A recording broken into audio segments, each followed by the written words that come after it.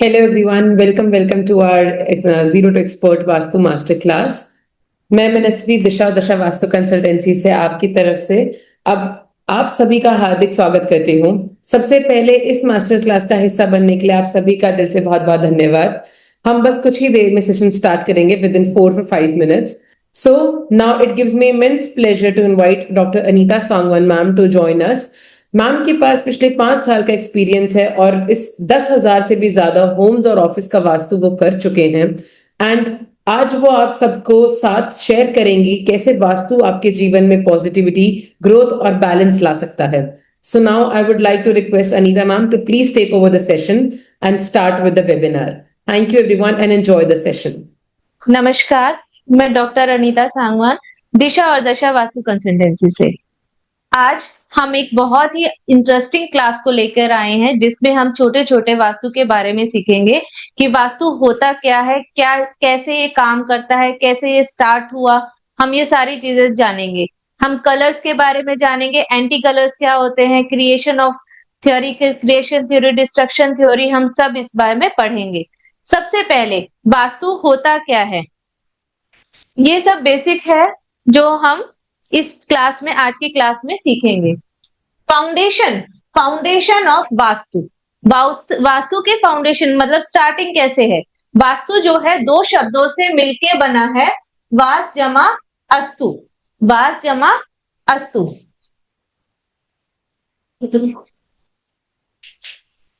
वास जमा अस्तु। वास का मतलब होता है रहने योग्य जगह, जहां पर हम रह सकते हैं, जहां ड्वेलिंग कर सकते हैं, ऐसी जगह। और अस्तु योग्य, रहने योग्य जगह, जहां पर हम बहुत अच्छे से रह सकते हैं, जहां पर रहने पर हमें सुख, समृद्धि और शारीरिक शक्ति भी मिलती है। ऐसी जगह, ऐसा भवन, ऐसा घर, ऐसा ऑफिस जहां पर हम रह सकते हैं या काम कर सकते हैं, जहां की एनर्जी बहुत पॉजिटिव हो, वो वास्तु से पॉजिटिव एनर्जी होती है। वास्तु और एनर्जी बहुत ही क्लोजली रिलेटेड है।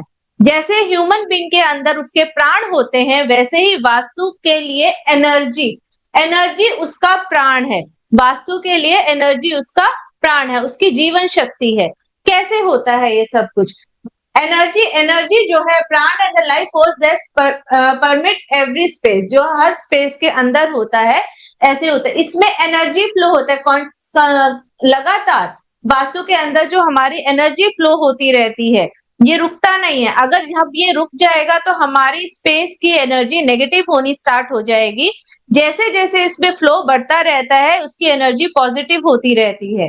इसमें हमारे नेचुरल सोर्सेज जैसे सोलर, मैग्नेटिक फील्ड और ग्रेविटेशनल एनर्जीज का भी बहुत रोल होता है। सोलर हमारे यहाँ पर 9 ग्रह हैं। कितने ग्रह हैं? 9 ग्रह हैं। सन, मून, सैटर्न, ये सब जो है, इन सब की अपनी अपनी फ्रीक्वेंसी है, अपनी अपनी एनर्जी है, जो टाइम के साथ हमारे ऊपर, हमारे घर के ऊपर अपना असर देता है। जैसे आपने कभी कभी देखा होगा, आप किसी कमरे में जाते हैं या किसी घर में जाते हैं या किसी व्यक्ति से भी आप मिलते हैं तो भी आपको अच्छा नहीं लगता, आप वहां पर बहुत लो फील करते हैं। जो ये लोनेस है, ये किस चीज से आती है? ये एनर्जी से आती है। वहां की एनर्जी पॉजिटिव नहीं है, बहुत लो एनर्जी है, वहां का ऑरा नेगेटिव है। इस वजह से आपको वहां पर जाना पसंद नहीं है, उस बंदे से मिलना पसंद नहीं है। क्या ऐसा होता है कि एक घर में एक कमरा बहुत अच्छा होता है जिसमें पूरी फैमिली जाके बैठना पसंद करती है, और एक कमरा ऐसा होता है जो अलग सा होता है, वहां पर कोई भी जाना पसंद नहीं करता, वहां पर अंधेरा रहता है। वो सब होता है यहाँ की एनर्जी के कारण। दूसरा हमारा है मैग्नेटिक फील्ड। जैसे नॉर्थ और साउथ पोल है, नॉर्थ और साउथ पोल है, ये अपने ऐसे एनर्जी फील्ड को चलाता रहता है, जिससे हमारे अंदर एक आकर्षण बनता है। जैसे ये मैग्नेटिक फील्ड चलता है, हमारी सोच के ऊपर उस चीज का असर पड़ता है। जब आप कमरे में सोते हो, कोई डायरेक्शन ऐसी होती है जहां पर आप सोते हो आपको अच्छा नहीं लगता है, और कोई डायरेक्शन ऐसी होती है जब आप सोते हो, सोते ही आपको नींद आ जाती है। ये कैसे होता है? ये इस मैग्नेटिक फील्ड के कारण होता है। इसीलिए बोलते हैं कि नॉर्थ डायरेक्शन में कभी भी आप अपना हेड करके ना सोएं। अगर आप नॉर्थ डायरेक्शन में अपना हेड करके सोते हैं तो क्या होता है, आपको नींद अच्छी नहीं आएगी, आप बार-बार उठोगे, आप ये सोचोगे कि हाय मुझे नींद क्यों नहीं आ रही है, आप मोबाइल फ़ोन बहुत ज़्यादा यूज़ करोगे, आप अपने करियर के बारे में फ़ोकस्ड ना हो करके उसके बारे में चिंतित होगे कि कैसे क्या होगा। उसी जगह पे अगर आप साउथ की तरफ अपना हेड करके सोते हैं, तो आप रिलैक्स्ड होके सोते हो। ये इस मैग्नेटिक फील्ड का असर है। इसके बाद हमारा आता है ग्रेविटेशनल फोर्स। हमारी जो पृथ्वी है उसका कोर है, एक वो ग्रेविटेशनल फोर्स से सबको बांधे रहती है। तो इसी फोर्स में जैसे ही हमारे घर का भ्रम स्थान होता है, वो हम सबको बांधे रहता है, वो हमें इधर-उधर हिलने नहीं देता है। तो वास्तु इसी ऊर्जा के संतुलन के लिए बहुत ज्यादा जरूरी होता है। इसी संतुलन का नाम एनर्जी है, जो आपको नेगेटिव और पॉजिटिव एनर्जी के बीच में एक बैलेंस बनाना सिखाता है। वो आपका ये ग्रेविटेशनल फोर्स, मैग्नेटिक और सोलर एनर्जी आपको ये चीज बताती है। सोलर में हमारे 9 ग्रह होते हैं। आप इन 9 ग्रह के अंदर राहु और केतु ग्रह भी इंक्लूडेड है। वैसे तो वो कोई ग्रह नहीं है, उनको छाया ग्रह बोला जाता है, परंतु जब भी उनकी दशा महादशा आती है, वो हमारे ऊपर अपना असर जरूर छोड़ते हैं। इस शनि, राहु और केतु, इन 3 ग्रहों को मिलाकर तो हमें बहुत ज्यादा डराया जाता है कि आपके ऊपर राहु की दशा है, आपके ऊपर केतु की दशा है, आपके ऊपर शनि की दशा है। और ये जो तीनों ग्रह हैं, ये तीनों हमारे घर में विद्यमान होते हैं। इन्होंने दिशा पर अपना अधिकार जमाया है। आपको आगे बताएंगे इन तीनों की दिशाएं कौन-कौन सी हैं। तो क्या है direction connection, how energy varies by orientation. अब जो ये एनर्जी है इसकी ओरिएंटेशन पे ये कैसे निर्भर करती है। अगर कोई चीज हमने गलत जोन में बना दिया, फॉर एग्जाम्पल हमने नॉर्थ ईस्ट में टॉयलेट बना दिया, बहुत ज्यादा ट्रेंडिंग को टॉपिक है ये कि नॉर्थ ईस्ट में टॉयलेट बना दिया। नॉर्थ ईस्ट में टॉयलेट बनाने से हमें कैंसर जैसी बीमारियां हो सकती हैं। ऐसा क्यों? जो नॉर्थ ईस्ट है वो गुरु का स्थान है, गुरु का स्थान है, जहां पर क्या होना चाहिए, मंदिर बनना चाहिए। आप मंदिर की जगह पर क्या बना रहे हो, टॉयलेट बना रहे हो। तो जब आप मंदिर की जगह पे टॉयलेट बना रहे हो तो वो अपना असर दिखाएगा, वो आपको नेगेटिव एनर्जी प्रोवाइड करेगा। उसी तरह अगर टॉयलेट की जगह अगर सलेट से हमारी ईएससी जो जगह है वो टॉयलेट के लगा है, ये एक डायरेक्शन होती है, इसके बारे में हम आगे पढ़ेंगे। अगर यहाँ पर आप मंदिर बना दोगे तो क्या होगा, आपकी मैनिफेस्टेशन कभी भी पूरी नहीं होगी। आप उसी के बारे में सोचते रहोगे, उसको कंप्लीट नहीं कर पाओगे। तो ये हमारा इसमें आता है। ये हमारा नेक्स्ट है कि वास्तु मंडल क्या होता है, वास्तु पुरुष मंडल क्या होता है, वास्तु पुरुष की उत्पत्ति कैसे हुई थी। इसकी बहुत ही इंटरेस्टिंग स्टोरी है कि वास्तु पुरुष असल में है कौन। जो हम बार बार इस तरह को कहते हैं कि वास्तु पुरुष की पूजा करनी चाहिए, कोई भी अगर आप घर बना रहे हैं उससे पहले आपको वास्तु पुरुष की पूजा जरूर करनी चाहिए। नींव रख रहे हैं तो हम सबसे पहले वास्तु पुरुष की पूजा करते हैं।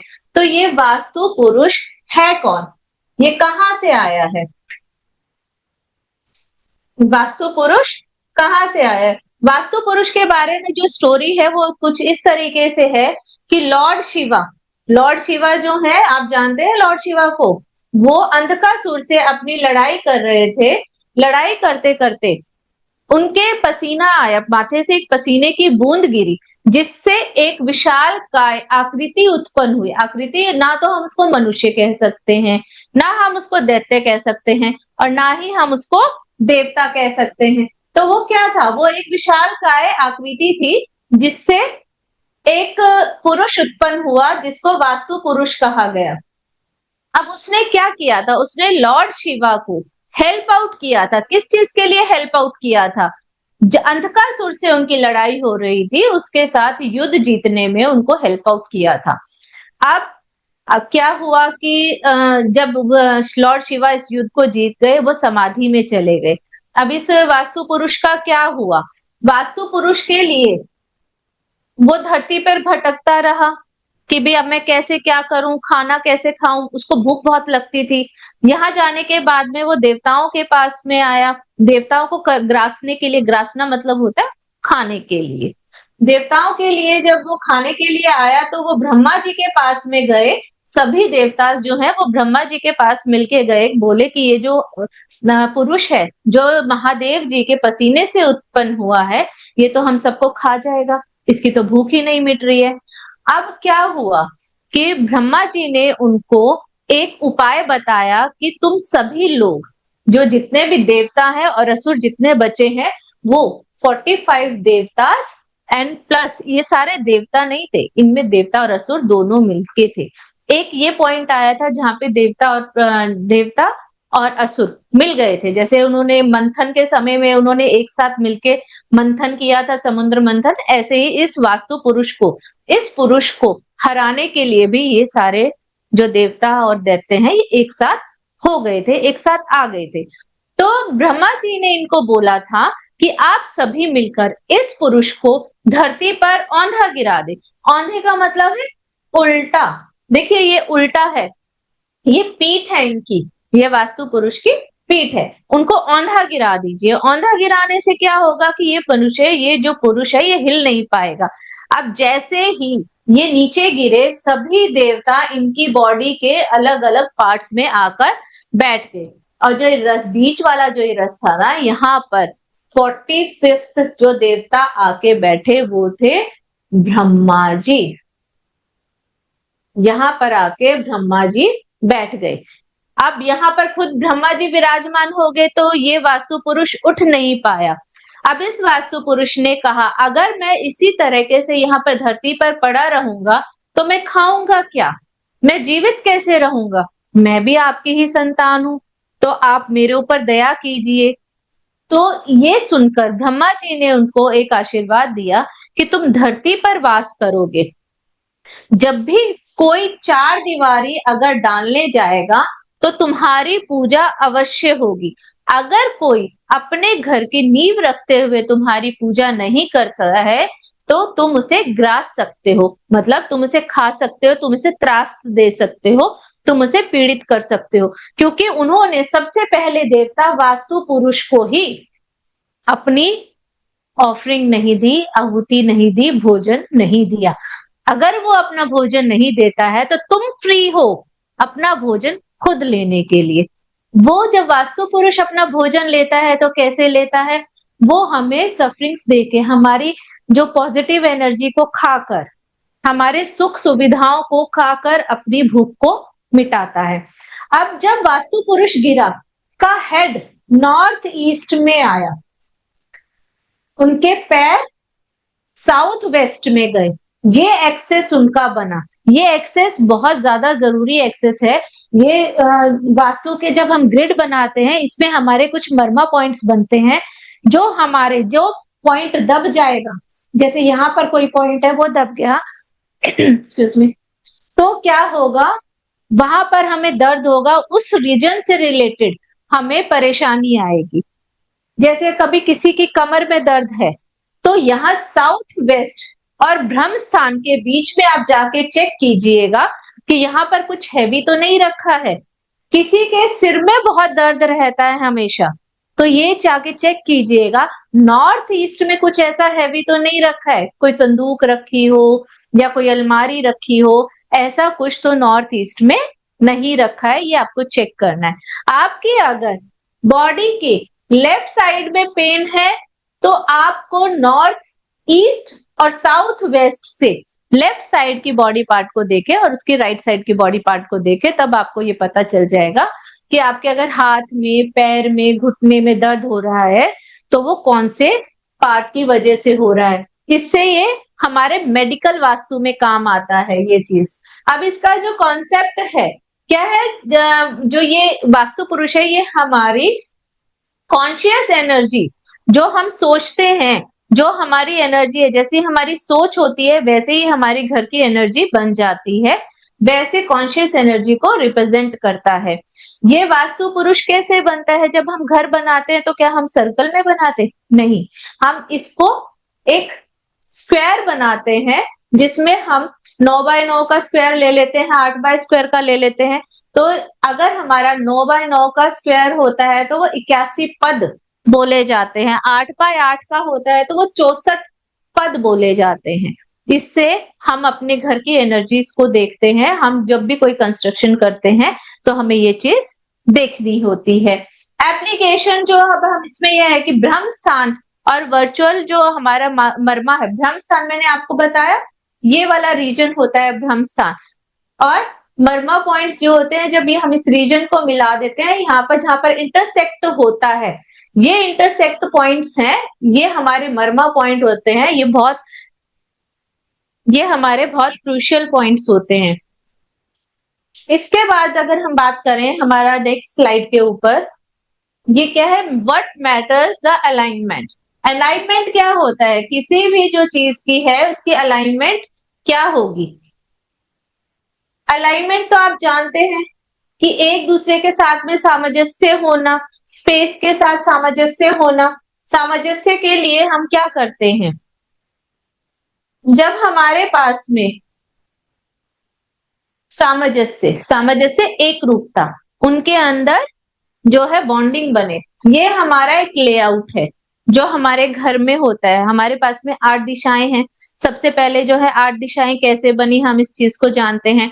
जैसे ये हमारा नॉर्थ है, हमारा जो घर है इसको आप सर्कल में लीजिए, ये सर्कल है, ये हमारा सेंटर है, ये 360 डिग्री का एक्सेस होता है पूरा। ये जो सर्कल बनता है ये 360 डिग्री का सर्कल होता है। जब इसमें हमारी 4 डायरेक्शन होती है, ये सारी जो है 90 डिग्री की जब हो जाती है तो ये हमारी 4 डायरेक्शन बनती है। नॉर्थ डायरेक्शन जो होती है 360 डिग्री और 0 डिग्री बोला जाता है। जब हमारे इसका एक्सेस 0 डिग्री या 360 डिग्री होगा तो वो हमारा नॉर्थ होगा। जब वो डिग्री 90 डिग्री आ जाती है तो वो हमारा ईस्ट होता है। यही 180 डिग्री हो जाएगा तो 180 डिग्री होने से क्या होगा, 180 डिग्री से हमारा साउथ आ जाएगा, और यहाँ पर 270 डिग्री पे हमारा वेस्ट होता है। ये हमारी 4 डिग्री हो गई, 90 डिग्री का इंटरसेक्ट होके हमारी ये 4 डिग्री बन गई। अब हमारे इसके अंदर ये 4 मेन दिशाएं हैं, मेन डायरेक्शंस, ठीक है। इसके बाद हमारे पास 4 विदिशा होती है, विदिशा मतलब सब डायरेक्शन। तो वो कैसे होगा, जब हम ये नॉर्थ और ईस्ट के बिल्कुल सेंटर में लेंगे, यानी कि 45 डिग्री एंड द 45 डिग्री, ये हमारा नॉर्थ ईस्ट आ जाएगा, ठीक है। ये 45 नॉर्थ से भी 45 डिग्री और ईस्ट से भी 45 डिग्री बिल्कुल सेंटर में आ जाएगा। इसको ना रटने की जरूरत नहीं है, आप सीधा से ये लीजिए कि नॉर्थ और ईस्ट के बीच में जो डायरेक्शन है वो नॉर्थ और ईस्ट हो गया, यानी कि नॉर्थ ईस्ट। ईशान कोण, ईशान कोण जो है किस लिए होता है, ईशान कोण बुद्धि का जोन है, यहाँ पर हमारे माइंड को क्लैरिटी मिलती है। ईशान कोण वो जोन है। जब हम ईस्ट और साउथ को बिल्कुल मीडियम से, मिडल से इसको डिवाइड करते हैं तो हमारे पास जो डायरेक्शन आती है वो साउथ ईस्ट होती है। ईस्ट से भी 45 डिग्री और वेस्ट साउथ से भी 45 डिग्री, ये इन दोनों का बिल्कुल सेंटर है। साउथ ईस्ट डायरेक्शन किस चीज के लिए है, कैश के लिए, हमारा लिक्विड मनी के लिए यहाँ पर आता है। कैश फ्लो के लिए हमारे पास साउथ ईस्ट डायरेक्शन होती है। जब भी हमें पैसों की प्रॉब्लम होती है, दिक्कत आती है, तो हमें कौन सी डायरेक्शन देखनी है, one of the direction is south east. इसके साथ हमें और भी डायरेक्शन देखनी होती है जब हमें पैसे की प्रॉब्लम आती है, पर पहली डायरेक्शन हमारे पास में आ जाती है साउथ ईस्ट डायरेक्शन। इसके बाद में हमारे पास में क्या आता है, वेस्ट एंड साउथ। जब हम इसको बीच में से 45 डिग्री लेते हैं तो क्या होगा, हमारे पास एक और डायरेक्शन आएगी, दैट इज साउथ वेस्ट, नैऋत्य कोण।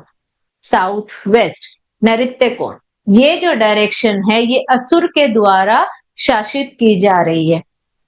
ये जो डायरेक्शन है नॉर्थ ईस्ट, इसके गुरु कौन है, इसके गुरु हैं शुक्र, इसके गुरु हमारे गुरु ग्रह हैं, ठीक है। साउथ ईस्ट के कौन से हैं? शुक्र। शुक्र भी गुरु है, लेकिन दैत्यों के गुरु हैं।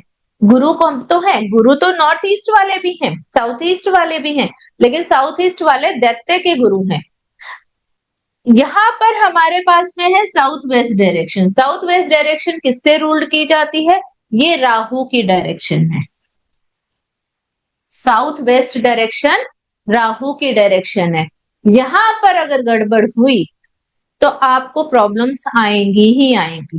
साउथ वेस्ट डायरेक्शन को भी इक्वली इंपॉर्टेंस दी गई है जितनी इंपॉर्टेंस नॉर्थ ईस्ट डायरेक्शन को दी गई है। ये स्थान आपके पितरों का स्थान होता है। यहाँ के देवता होते हैं पितृदेव। इसको गवर्न कौन करता है? राहु गवर्न करता है। जब भी आपके पैरों में अगर झंझनाहट हो ना, आप अपना साउथ वेस्ट देखिएगा in relation to your body. और अगर आपके रिलेशनशिप गड़बड़ हो रहे हैं तो भी आप साउथ वेस्ट डायरेक्शन को देखिएगा। ये हमारी स्टेबिलिटी का जो जोन होता है, जब ये गड़बड़ होगा तो हमारे रिलेशनशिप गड़बड़ होंगे ही होंगे। इसके बाद जो नेक्स्ट हमारे है, जब एक और नॉर्थ और वेस्ट को जब आप इंटरसेक्ट कर देते हैं, यहाँ पर आपको 45 डिग्री का एक एंगल मिलता है, कोण मिलता है, तो ये क्या आ जाता है? North west. नॉर्थ वेस्ट, इधर से नॉर्थ, इधर से वेस्ट, ये नॉर्थ वेस्ट हो गया। इनके देवता है वायुदेव। अब कुछ लोग क्या कहते हैं कि वायुदेव की डायरेक्शन होने के कारण हम यहाँ पर किचन बना सकते हैं। वायुदेव की डायरेक्शन होने का ये मतलब नहीं है कि आप यहाँ पे किचन बना सकते हैं, वो बिल्कुल रॉन्ग है। यहाँ पर आप किचन नहीं बना सकते। अब ये दिशा करती क्या है? इसके देव तो आपको हमने बता दिए, वायुदेव हैं। ये हमारे जीवन में करते क्या है? ये हमारे जीवन का सपोर्ट सिस्टम है। ये हमारे जीवन का सपोर्ट सिस्टम है। अगर आपको किसी से सपोर्ट चाहिए, लाइक गवर्नमेंट से आपको सपोर्ट चाहिए, तो आप इस डायरेक्शन में, इस डायरेक्शन को देखोगे कि इस डायरेक्शन में कोई एंटी एलिमेंट तो नहीं है। एंटी एलिमेंट के बारे में हम अभी थोड़ी देर में पढ़ेंगे कि एंटी एलिमेंट होता क्या है। तो सपोर्ट सिस्टम के लिए यहाँ पर हम किसी से अगर हमें मदद चाहिए है तो हम वहां पर इसका विजिटिंग कार्ड लगा सकते हैं। आप इस डायरेक्शन में अगर आपको गवर्नमेंट से सपोर्ट चाहिए तो यहाँ अशोक स्तंभ लगता है। अगर आपको बैंक से चाहिए तो आप उस बैंक का लोगो लगा दो, ठीक है। इसके साथ में एक थोड़ी सी जो आप और चीज कर सकते हैं ऐड, सपोर्ट सिस्टम। यहाँ पर अगर आपको जो आजकल सोलर सिस्टम बहुत चला हुआ है कि हम सोलर पैनल्स लगाते हैं घरों में, अगर आप उसको नॉर्थ वेस्ट में लगाते हैं तो वो बहुत अच्छे से काम करता है। नेक्स्ट हमारा है correct alignment provide the energy prevents the energy leakage. Prevent मतलब वो उसको बचाता है। अगर हमारी अलाइनमेंट करेक्ट है, जैसे जैसे मैंने अभी आपको बताया कि यहाँ पर क्या क्या चीजें हैं, अगर हमारी करेक्ट अलाइनमेंट होती है तो वो हमारी एनर्जीज को ड्रेन नहीं होने देता, उसको लीकेज नहीं होने देता। फिर है एक्टिव एक्टिविटी प्लेसमेंट। ये बात मैंने आपको अभी थोड़ी देर पहले बताई कि अगर हम यहाँ पर नॉर्थ इन डायरेक्शंस में अगर टॉयलेट बनाते हैं तो हमारे यहाँ के एट्रीब्यूट्स खत्म हो जाएंगे। अगर लेट से हमने साउथ वेस्ट में टॉयलेट बना दिया, नॉर्थ वेस्ट का, नॉर्थ इसका तो आपको पता है कि अगर वहां टॉयलेट बनाया तो कैंसर जैसी बीमारियां आ सकती हैं। साउथ वेस्ट में अगर टॉयलेट होगा, आपके रिलेशनशिप फिनिश हो जाएंगे, आपके रिलेशनशिप्स में प्रॉब्लम आनी शुरू हो जाएगी। धीरे धीरे आपके बीच का स्पार्क खत्म होता जाएगा। और हमारे पास में यहाँ क्या है, ये साउथ की डायरेक्शन है। साउथ की डायरेक्शन में अगर हमने बेडरूम बनाया तो बहुत अच्छा रहेगा, यहाँ पर बंदा रिलैक्स होके सोता है। नेक्स्ट है हमारा कि एनहेंस हेल्थ। अगर हमारी ये चीज जो हमारी अलाइनमेंट है, जो चीज जहां पर होनी चाहिए, अगर हम वहीं पे उस चीज को बनाते हैं तो हमारी हेल्थ इंप्रूव होती है, हमारे पास पैसा बहुत आता है। एंड मेंटल पीस, जो उस जगह पे रहते हैं लोग, वो मेंटल पीस भी मिलता है। वो मेंटल पीस जो है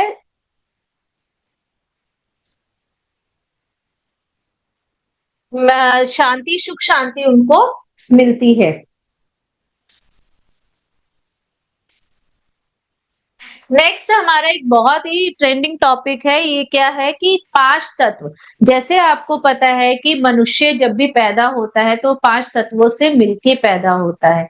हर मनुष्य के अंदर हमारे 5 तत्व होते हैं, ठीक है। जब वो दुनिया को छोड़ के जाता है तब भी हम ऐसा बोलते हैं कि वो पंच तत्व में विलीन हो गया। ये पंच तत्व हैं क्या? ये हमारे घर में ही होते हैं, या हमारे अंदर भी होते हैं, कि ये सिर्फ ब्रह्मांड में होते हैं? ये हर जगह होते हैं। सबसे पहले अगर हम इस चीज को लें, समझते हैं कि ये तत्व होते क्या हैं, ये पंच तत्व है क्या चीज।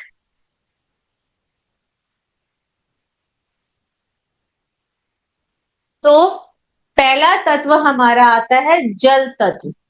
जल सुनते ही, वाटर सुनते ही आपके माइंड में क्या इमेज बनती है? वाटर सुनते ही आपके दिमाग में कुछ तो आता होगा।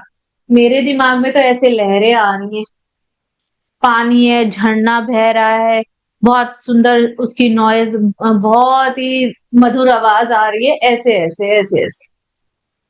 ये एक जगह रुकता नहीं। जब पानी एक जगह रुक जाएगा तो क्या होगा? वहां पर पानी पड़ा पड़ा सड़ जाएगा, है ना? ऐसा होता है। तो पानी का जो एट्रीब्यूट है वो लगातार बहना है। उसका एट्रीब्यूट क्या है?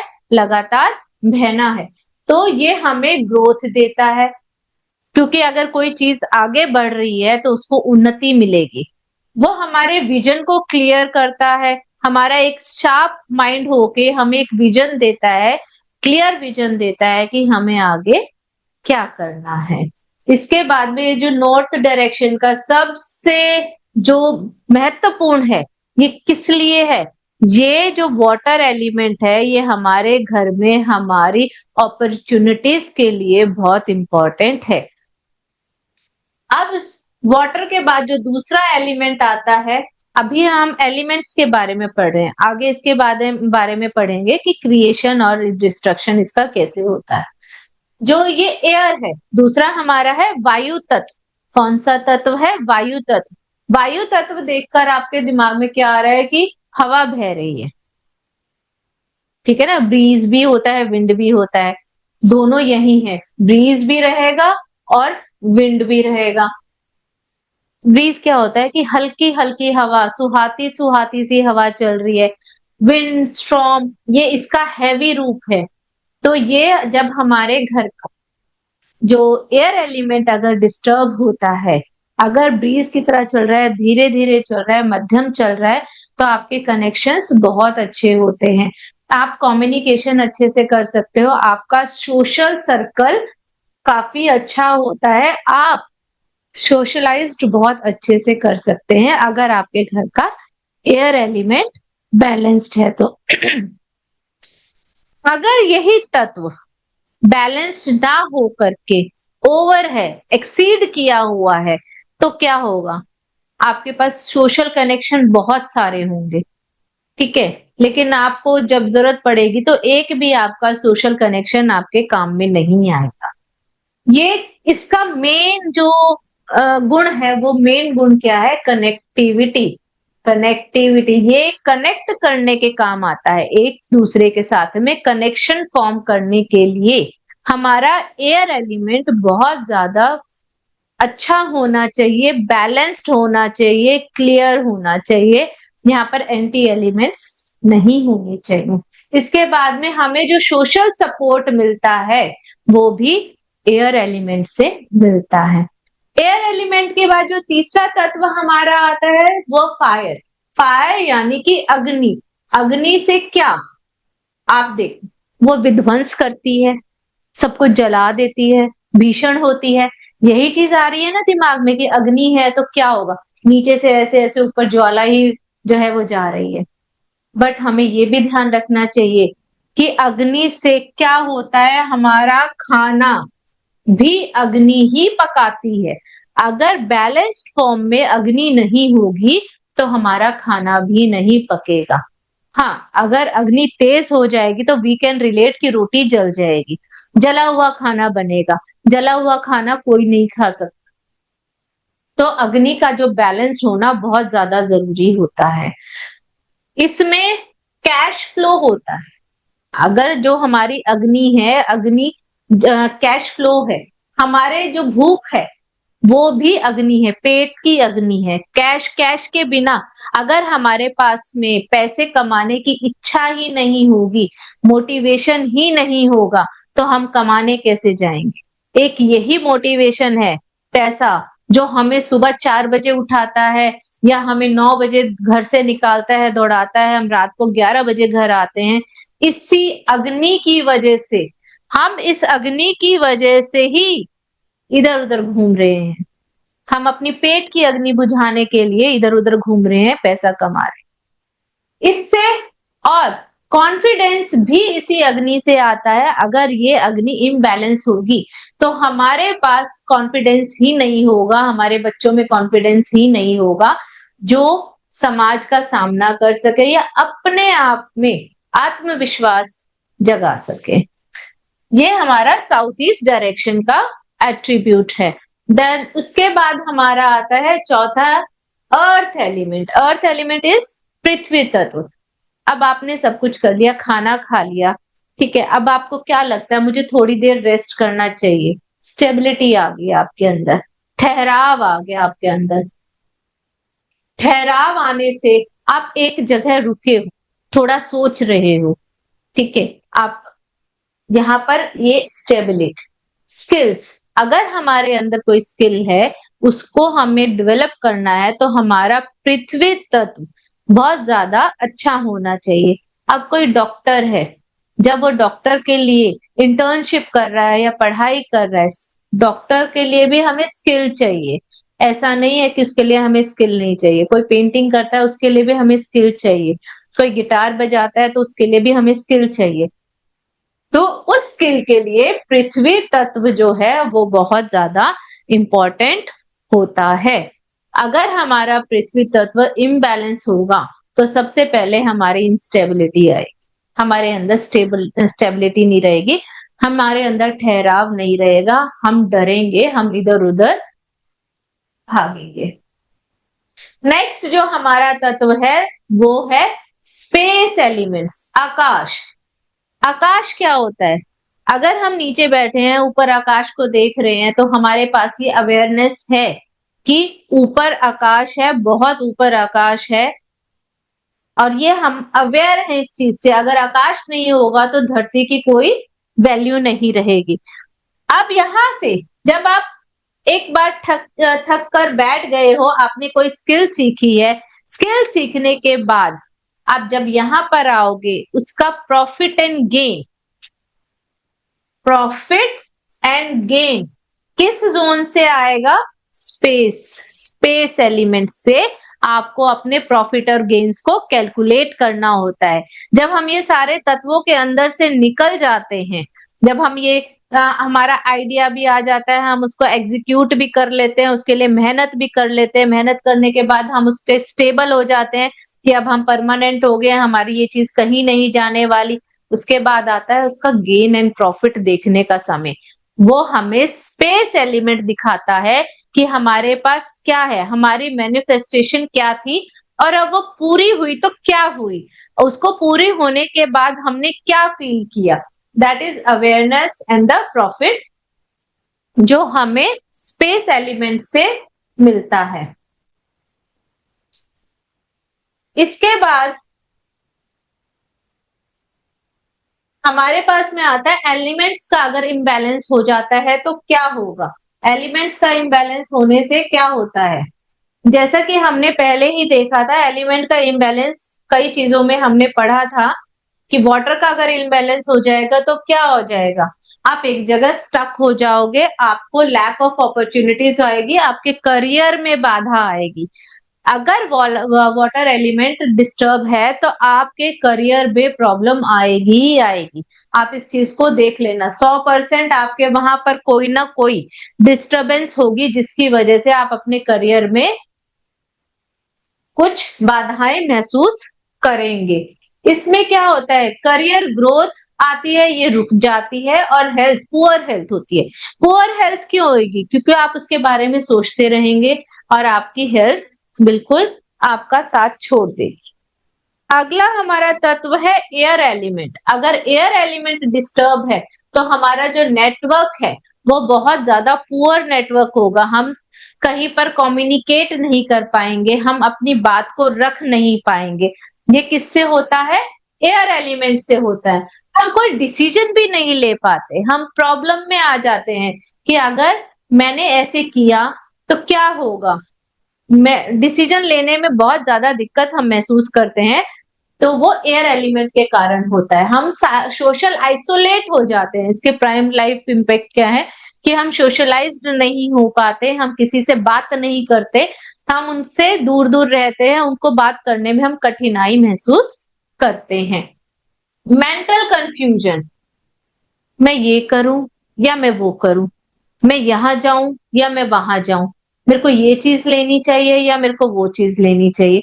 बच्चों में अगर अपने करियर को लेकर, अपने सब्जेक्ट्स को लेकर कोई कंफ्यूजन होती है तो जाके सबसे पहले अपना एयर एलिमेंट चेक कीजिए कि आपका एयर एलिमेंट कैसा है।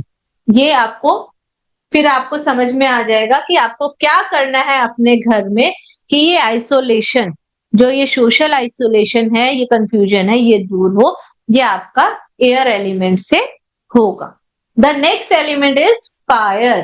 फायर क्या होती है? अरे तेरे अंदर तो बहुत आग है, तेरे से तो रुका ही नहीं जा रहा है, तू कैसे बोल रहा है, इतना एग्रेशन क्यों दिखा रहा है। ये फायर एलिमेंट है। एग्रेशन, अगर हमारे पास में जो फायर एलिमेंट ज्यादा होगा तो हमें एग्रेशन, हम गुस्सा करेंगे, हमें छोटी छोटी बात पर गुस्सा आएगा। अगर ये फायर एलिमेंट कम होगा तो क्या होगा? लैक ऑफ एंथुजियाज्म, हमारे अंदर उत्साह ही नहीं होगा, हमारे अंदर उत्साह नहीं होगा, हम किसी चीज को करने के लिए उत्साहित नहीं होंगे, हमारे अंदर प्रेरणा नहीं होगी उस काम को करने के लिए। और इसका जो लाइफ इंपैक्ट है, प्राइम लाइफ है, फाइनेंशियल लॉस। फायर के बारे में हमने अभी पहले पढ़ा था कि फायर क्या है। फायर कैश फ्लो है, पैसा है, आपके पास जो पैसा है वो आपका फायर है। एक्सीडेंट्स, एक्सीडेंट्स के जो केसेस हैं बहुत ज्यादा आपको फायर एलिमेंट के डिस्टर्ब होने से मिलते हैं। घर में आग लगना या अचानक से कोई एक्सीडेंट होके किसी की मौत हो जाना या कोई और सीरियस दुर्घटना होना, वो फायर एलिमेंट के कारण होता है। इसीलिए बोलते हैं कि साउथ ईस्ट के कॉर्नर का घर कभी मत लो। साउथ ईस्ट के कॉर्नर का घर हमेशा आपको एक्सीडेंट देगा, और ऐसा एक्सीडेंट देगा कि आपको पता भी नहीं चलेगा कि बंदा कब चला गया। तो साउथ ईस्ट का कॉर्नर हमेशा खराब होता है। साउथ ईस्ट के कॉर्नर को हम नहीं लेना, वहां पर अग्नि तत्व बहुत खराब हो जाता है। Financial losses, accident and the court cases. Court cases भी यहाँ पर आपको देखने को मिल जाएंगे। दूसरी डायरेक्शन जो हमारा कोर्ट केसेस हमें कहाँ से देखने को मिलेंगे? हमें अर्थ एलिमेंट में भी देखने को मिलते हैं कोर्ट केसेस। अर्थ एलिमेंट, हमारा जो चौथा एलिमेंट आ जाता है वो है अर्थ एलिमेंट। अर्थ एलिमेंट अगर डिस्टर्ब होगा तो हम इनस्टेबल होंगे, हमारे में स्थिरता नहीं होगी। Lack of confidence, lack of confidence कैसे आएगा कि जब हमारे अंदर स्थिरता ही नहीं है तो हम कॉन्फिडेंस कैसे महसूस करेंगे। ये दूसरी दिश है, दूसरा एलिमेंट है। पहला एलिमेंट कौन सा था लैक ऑफ कॉन्फिडेंस का? Air element. अगर एयर एलिमेंट डिस्टर्ब होगा तो भी हमारे अंदर कॉन्फिडेंस की कमी आ जाएगी। अगर अर्थ एलिमेंट डिस्टर्ब होगा तो भी हमें कॉन्फिडेंस की कमी।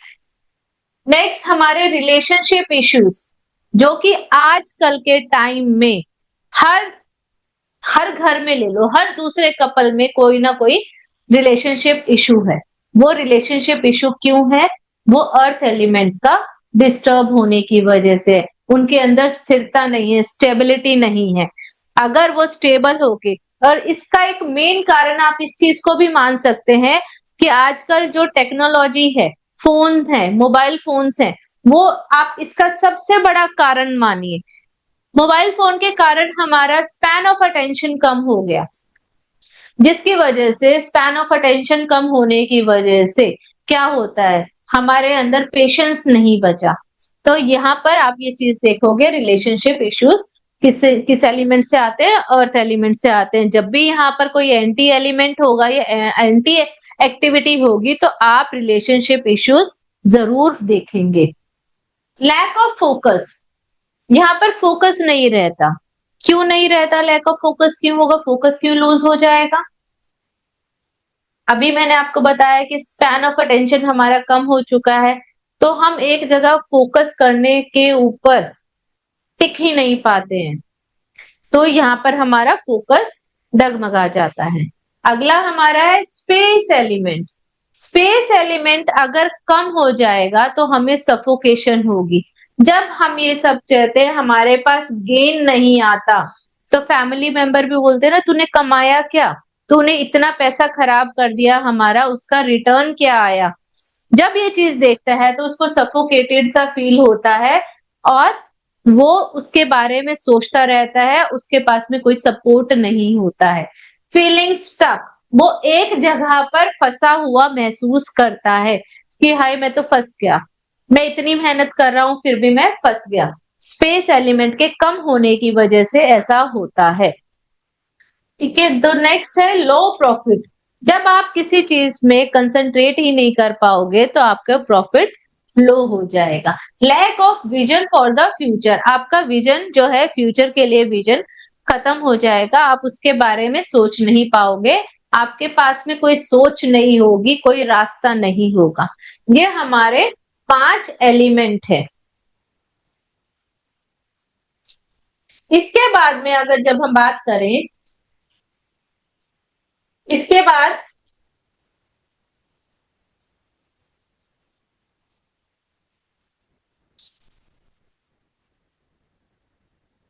हमारा आता है एक क्विक रिकैप क्विज। आप मुझे बताइए कि वास्तु पुरुष का हेड सिर कौन सी डायरेक्शन में होता है?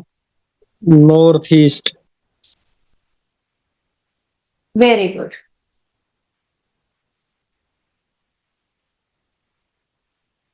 प्लॉट के बिल्कुल सेंटर में बीचों बीच जो है हिस्से को क्या कहते हैं? ब्रह्म स्थान। अरे वाह, बहुत ही अच्छा है मेरी क्लास में। आपका नाम सर? मिस्टर पी के पवन।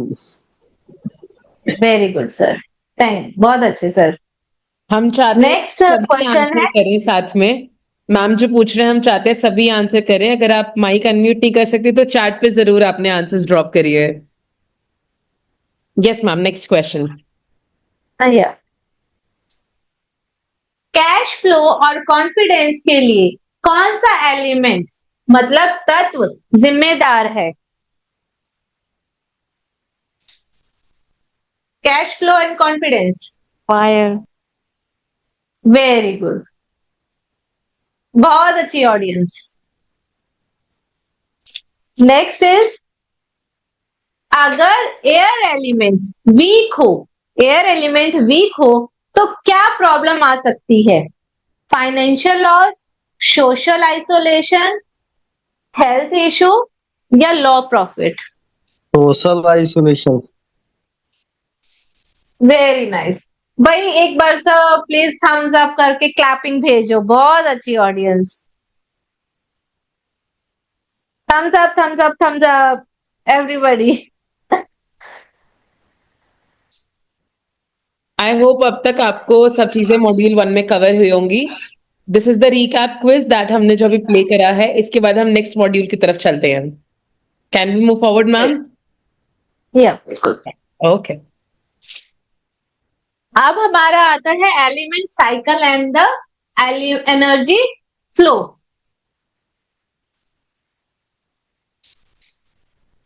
एलिमेंट साइकिल, एलिमेंट्स के बारे में अभी पढ़ा था कि हमारे पास में 5 एलिमेंट होते हैं, पंच तत्व जिनको बोलते हैं। पंच तत्व कौन सा होता है? Water element, air element, fire element, earth element and space element. ये हमारे 5 एलिमेंट्स है। ये एलिमेंट्स तो हमें पता है हमारे पास में है। अब इनका एक साइकिल होता है। वो हम पढ़ेंगे। एनर्जी फ्लो कैसे करती है, एक तत्व से दूसरे तत्व के अंदर एनर्जी फ्लो कैसे करती है, इनकी क्रिएशन कैसे हुई, ये बने कैसे, इनकी डिस्ट्रक्शन कैसे हुई, कि ये कैसे डिस्ट्रॉय करते हैं एक दूसरे को, बैलेंस, अगर हमें इनको बैलेंस करना है तो ये कैसे होगा। तो ये हमारा नेक्स्ट मॉड्यूल है। अभी तक जो हमने इसके बारे में पढ़ा, क्या सबको समझ में आ रहा है? प्लीज थम्स अप दीजिए, चैट बॉक्स में थम्स अप कीजिए। समझ आ रहा है? Good, thanks. बहुत अच्छा लगता है जब पॉजिटिव रिस्पॉन्स मिलते हैं। चलो हम आगे बढ़ते हैं। Theory of creation. क्रिएशन क्या होता है? क्रिएट करना, बनाना किसी चीज को, कि कौन किस चीज से बना, कैसे क्रिएट हुआ। हमें इस चीज में अपना थोड़ा सा दिमाग खुला रखना है, थोड़े लॉजिक को थोड़ा सा अलग करना है। साइंस क्या कहती है, इससे थोड़े से लॉजिक को अपना साइड में करके हम अपने दिमाग को खोल के इस चीज को सीखते हैं। कैसे है? पहले, सबसे पहले वाटर आया, वाटर बना। जैसे हम इसमें ब्रह्मांड में देखते हैं तो ये सबसे पहले हमें वाटर मिलता है, पानी मिला था। पृथ्वी भी है जो पानी से क्षीर सागर से निकाली गई थी।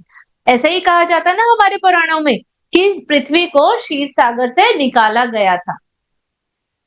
अब जब पानी बहा, पानी ने बह के मॉइस्चर दिया तो जहां पर जो पृथ्वी थी वहां पर मॉइस्चर आया, तो कुछ वनस्पति उगी तो पेड़ पौधे आए। हवा जो एयर एलिमेंट है, एयर एलिमेंट इसी पेड़ पौधे का रूप है। पहले हमारा पानी आया, पानी, water creates air, water creates air. जब पानी में मूवमेंट हुई, पानी में मूवमेंट होने के कारण वेजिटेशन ग्रो हुई थी। हम इसको इस तरह से लेते हैं, हम सुबह उठ के हमने, हमारे मन में एक विचार आया, हम इस एलिमेंट को रिलेट करने की कोशिश कर रहे हैं सिर्फ एक एग्जाम्पल से। हमारे सुबह उठ के हमारे मन में विचार आया, चलो उठते हैं, वॉक के लिए जाते हैं, लेट्स गो फॉर वॉक। हम अपने बिस्तर को हमने छोड़ दिया, हमने एक आइडिया जो हमारे अंदर आया था उसको एग्जीक्यूशन के लिए निकले।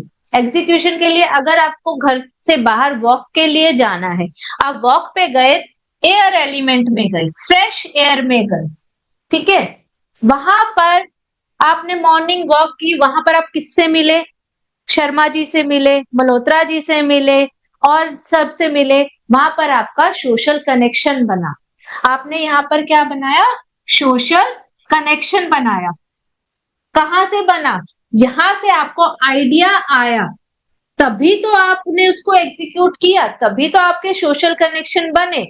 तो water element creates air element. अब यहां से आपके बाद में जब दो पत्ते, तेज हवा चली, पत्ते आपस में टकराए, तो उन्होंने, उनके अंदर घर्षण पैदा हुआ। जो वह फ्रिक्शन पैदा हुआ उससे क्या उत्पन्न हुई? अग्नि उत्पन्न हुई। जब दो पेड़ में, पौधों में घर्षण उत्पन्न हुआ तो उसमें अग्नि उत्पन्न हुई। वॉक करने के बाद आप लोग अपने घर में आए, फटाफट आपने सोचा कि अब तो ऑफिस जाने का टाइम है। घर में क्या माहौल होता है? बच्चे स्कूल जाने के लिए रेडी होती है, वाइफ किचन में खाना बना रही होती है, हस्बैंड घर से जाने वाले होते हैं, तब खाना बनता है। किचन में फायर बनती है, किचन में फायर बनती है। एलिमेंट्स के हिसाब से हमने पढ़ा कि पौधों में, वनस्पतियों में घर्षण पैदा हुआ तो उससे अग्नि उत्पन्न हुई। और एग्जाम्पल में हमने देखा, हम घर आते हैं तो हमारे जो घर में है माहौल बना हुआ है जल्दबाजी का। जैसे फायर बहुत जल्दी से लगती है, ऐसे जल्दबाजी का हमारे यहाँ पर माहौल बना हुआ है, जिसकी वजह से फायर एलिमेंट क्रिएट हुआ। किसने क्रिएट किया इसको? एयर एलिमेंट ने फायर एलिमेंट को क्रिएट किया। खाना लेकर, सब चीजें लेकर ऑफिस चले गए, बच्चे स्कूल चले गए। उसके बाद घर में जो वाइफ है वो रिलैक्स्ड हो गई, अब मैं थोड़ी देर बैठती हूँ, एक कप चाय पीती हूँ। यहाँ पर वो आकर स्टेबल हो गई। तो ये जो है हम अर्थ एलिमेंट में स्टेबल हो गए। अब इन रिलेशनशिप अगर हम एलिमेंट्स के बारे में सोचते हैं तो अर्थ एलिमेंट क्या है? यहाँ पर जो लकड़ियां वनस्पति जली, उसके बाद जो राख बच गई, वो राख ने क्या रूप ले लिया? उस राख ने एक सॉइल का, पृथ्वी का, जो है जमीन का रूप ले लिया। यहाँ पर हमारा सॉइल मतलब अर्थ एलिमेंट क्रिएट हो गया। अब अर्थ एलिमेंट से स्पेस एलिमेंट कैसे क्रिएट हुआ? स्पेस को चाइनीज में जो हमारा वास्तु है, फेंगशुई वास्तु, उसमें स्पेस को मेटल भी कहा गया है, मेटल भी कहा गया है। और ये स्पेस हमारे शास्त्र में इसको स्पेस एलिमेंट, आकाश तत्व बोला गया है। जब ये सॉइल होती है पृथ्वी के अंदर, जब रिसोर्सेस मिलते हैं, हमें मिनरल्स मिलते हैं, वो कहाँ से बने? जब कुछ अधजली लकड़ियां रह गई, अधजली लकड़ियां रह गई, वो बना। कुछ पत्थर जो थे वो जब इसमें सॉइल में आए तो वो प्रीशियस हो गए, तो उन्होंने जो ये मेटल है इसको जन्म दिया। ये हमारा आकाश तत्व है। अब अगर हम इसको लाइफ के एग्जाम्पल में ले कि यहाँ से जब हमारा है, यहाँ से रिलैक्स्ड हो गए, रिलैक्स के बाद ये शाम का समय है, जब हम ऑफिस में सब पब्लिक डीलिंग बंद हो गई है, क्या देखते हैं? बही खाते देखते हैं। बही खाते से यहाँ पर हमारा लॉस एंड प्रॉफिट देखा।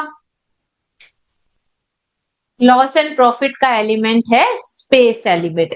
अब इसके बाद हम घर गए वापस, घर जाने के बाद हम सोए, ठीक है। जैसे ही हम स्लीप ली, सोए, सुबह फिर से हम एक नए आइडिया के साथ उठे, कोई और नया आइडिया लिया, उसके बाद हम उठे, उसके एग्जीक्यूशन में लग गए, उसके काम में लग गए।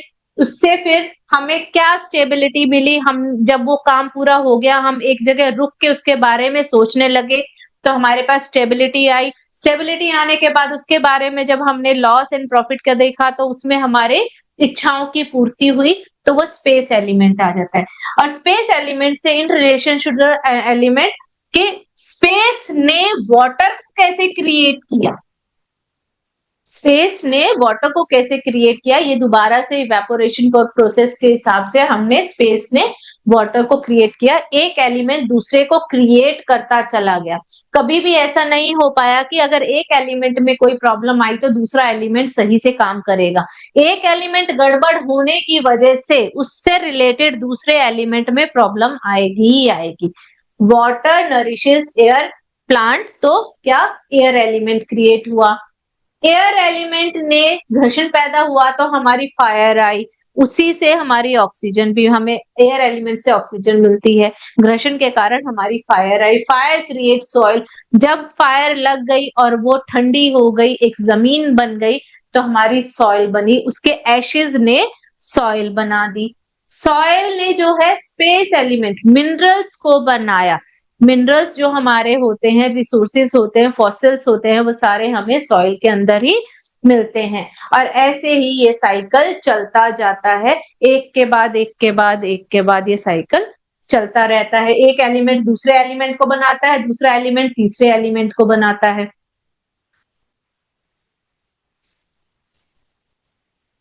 इसके बाद हमारी है थ्योरी ऑफ डिस्ट्रक्शन।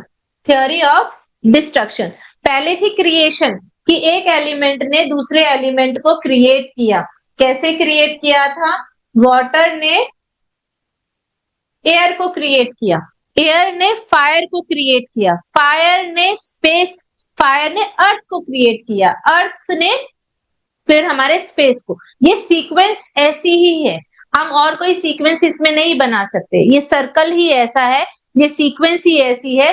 पहला एलिमेंट क्या आएगा? पहला एलिमेंट वाटर ही आएगा, दूसरा एलिमेंट एयर ही आएगा, तीसरा एलिमेंट फायर ही आएगा, चौथा एलिमेंट जो है अर्थ ही आएगा,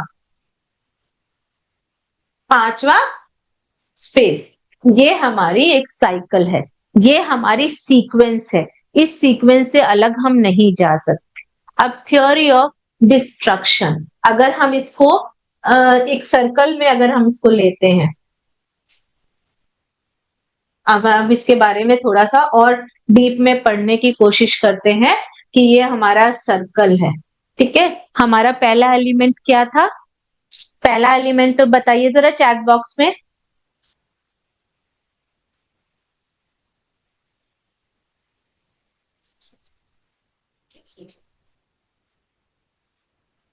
पहला एलिमेंट वाटर, पहला एलिमेंट वाटर। दूसरा एलिमेंट हमारा क्या है? दूसरा element air. Very good. Third element, third element fire. Fourth element अर्थ।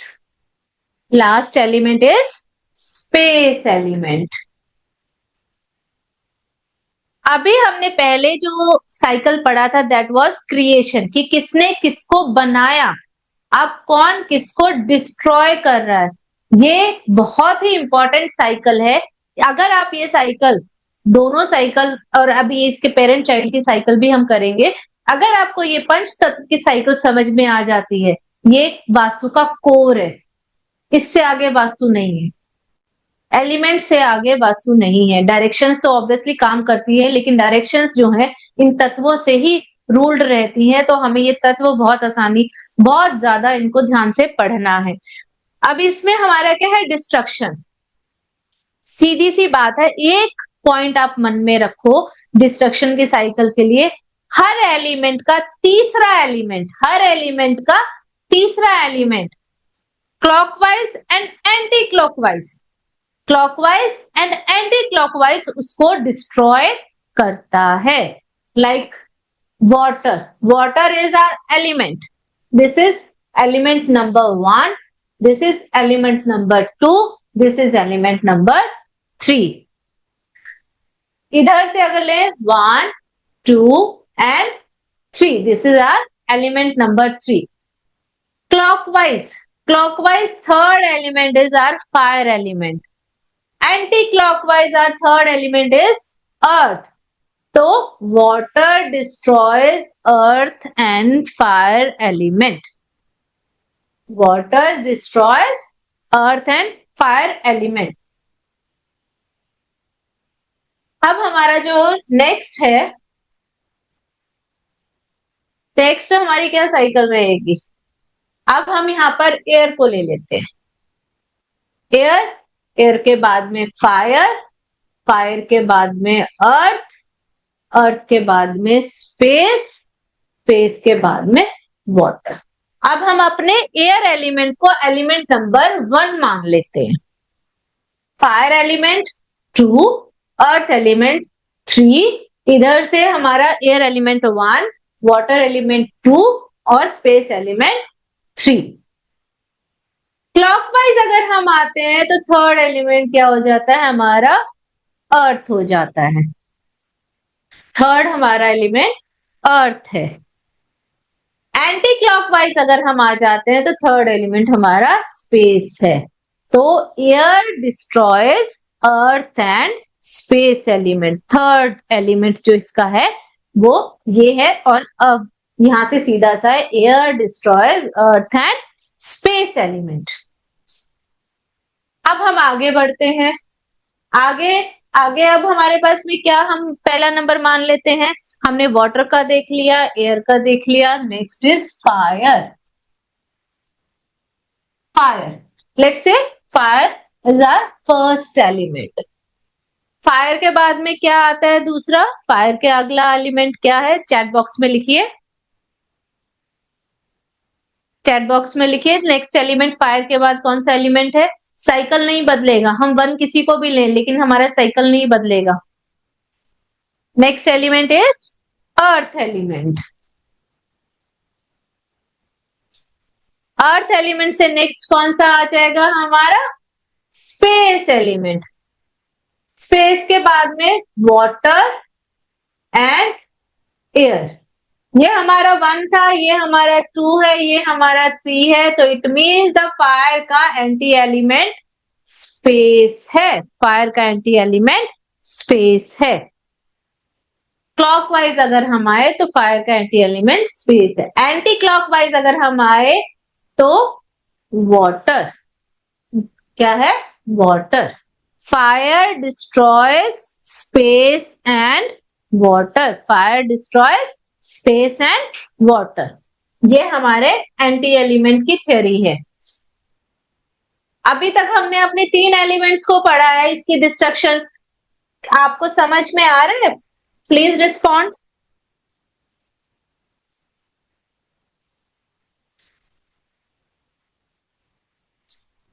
Very nice. एक दो थम्स अप और।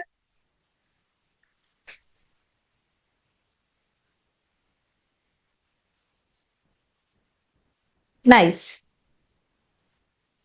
तो हमारा जो नेक्स्ट है, नेक्स्ट अभी तक हमने कितना कर लिया? 3। हमने वाटर, एयर और फायर कर लिया। इसके बाद हम लेते हैं अर्थ element. Earth element, earth element के बाद में क्या आ रहा है? Space element. स्पेस एलिमेंट के बाद में क्या आ रहा है? Water element. अब देखिए साइकिल ऐसे घूमता जा रहा है, ठीक है। वाटर के बाद में एयर, एयर के बाद में फायर। ये हमारा एलिमेंट नंबर 1 2 3 क्लॉकवाइज। वाटर, अर्थ डिस्ट्रॉयज वाटर। यहां से ये 1 है, ये 2 है और ये 3 है। एयर, अर्थ डिस्ट्रॉयज एयर। जो अर्थ एलिमेंट है, अगर अर्थ एलिमेंट एयर में जाएगा तो दोनों एलिमेंट खराब होंगे। अगर अर्थ एलिमेंट वाटर में जाएगा तो दोनों एलिमेंट खराब हो जाएंगे। दोनों के जो गुण धर्म है हमें नहीं मिल पाएंगे। गुण धर्म अभी हमने पहले पढ़े हैं, वो आप इसमें रिलेट करके देखिएगा। वो चीजें आपके घर में डिस्टर्ब मिलेंगी अगर ये चीज डिस्टर्ब होगी तो। नेक्स्ट, अब हमारा जो 5वां है, 5वां क्या है? Space element. स्पेस एलिमेंट ने किसको बनाया था? स्पेस एलिमेंट ने वाटर को बनाया था। वाटर एलिमेंट ने किसको बनाया? वाटर एलिमेंट ने एयर को बनाया। एयर एलिमेंट ने किसको बनाया? फायर को बनाया। फायर एलिमेंट ने किसको बनाया? अर्थ एलिमेंट को बनाया। अर्थ एलिमेंट पृथ्वी तत्व। स्पेस आकाश, वाटर जल, एयर वायु, फायर अग्नि और अर्थ पृथ्वी तत्व। ये हमारे सारे तत्व हैं।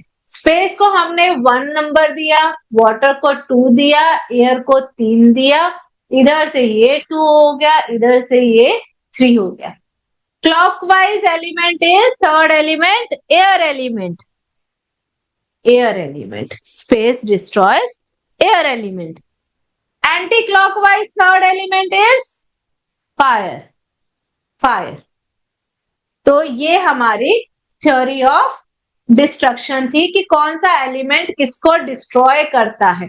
इसके बारे में अगर हमें देखना हो कि डिस्ट्रक्शन की जो थ्योरी है ये किस चीज में काम आती है, ये वास्तु में बहुत ज्यादा काम आती है। अगर हमें कोई चीज, जैसे आप सोच रहे हैं कि आपके कोई आइडिया है, आप किसी एक आइडिया में स्टक हो गए हो, उसके बारे में आगे नहीं सोच पा रहे हो, उसी को बार बार सोचते रहते हो। जैसे बच्चे कहते हैं ना कि भाई मुझे तो यही करना है, मुझे आइसक्रीम खानी है तो खानी है, उसको हम बाल हट बोल देते हैं कि बच्चे। लेकिन अगर यही हट बड़ा करता है वो एक आइडिया पे कि मुझे तो शोरूम खोलना ही खोलना है, चाहे नुकसान हो या कुछ भी हो, वो जो एक आइडिया में स्टक हो जाता है उसमें क्या होगा कि वाटर एलिमेंट के अंदर, वाटर एलिमेंट के अंदर आप अर्थ एलिमेंट को पाओगे। जो एक आइडिया के अंदर स्टक हो गया वहां पर आप वाटर एलिमेंट के अंदर अर्थ एलिमेंट का पाओगे, जो वहां पर उस आइडिया को स्थिर करे हुए है, वो उस आइडिया में वहां स्टक हो रखा है, वो अर्थ एलिमेंट को आप पाओगे। अगर वाटर एलिमेंट में फायर आ जाता है, फायर आ गया तो आपका वो आइडिया ही जो है वो जलकर राख हो जाएगा। आप उस आइडिया के ऊपर काम ही नहीं कर पाओगे। सोचते हो उससे पहले ही वो खत्म हो जाता है। ठीक है, ये आपका वाटर एलिमेंट के अंदर आपका फायर रहेगा। फायर और वाटर एलिमेंट जब भी मिलता है आपको जबरदस्त लॉसेस होते हैं, आपका पैसा बिल्कुल खराब हो जाता है, तबाह हो जाता है। ये जब भी आपको ऐसा लगे कि मैंने किसी को उधार दे रखा है वो वापस नहीं दे रहा है, तो आप चेक कीजिएगा कहीं आपके वाटर एलिमेंट में फायर एलिमेंट या फायर एलिमेंट में वाटर एलिमेंट तो नहीं है। तो ये है। अब आप सोचेंगे कि वाटर एलिमेंट फायर एलिमेंट का क्या है कॉन्सेप्ट, ये हमने अभी पढ़ा था। इससे आगे जो हमारा नेक्स्ट है, डेबिलिएशन एंड द एम्फेसाइजेस। क्या आप सबको अभी तक समझ में आया कि हमने क्या पढ़ा?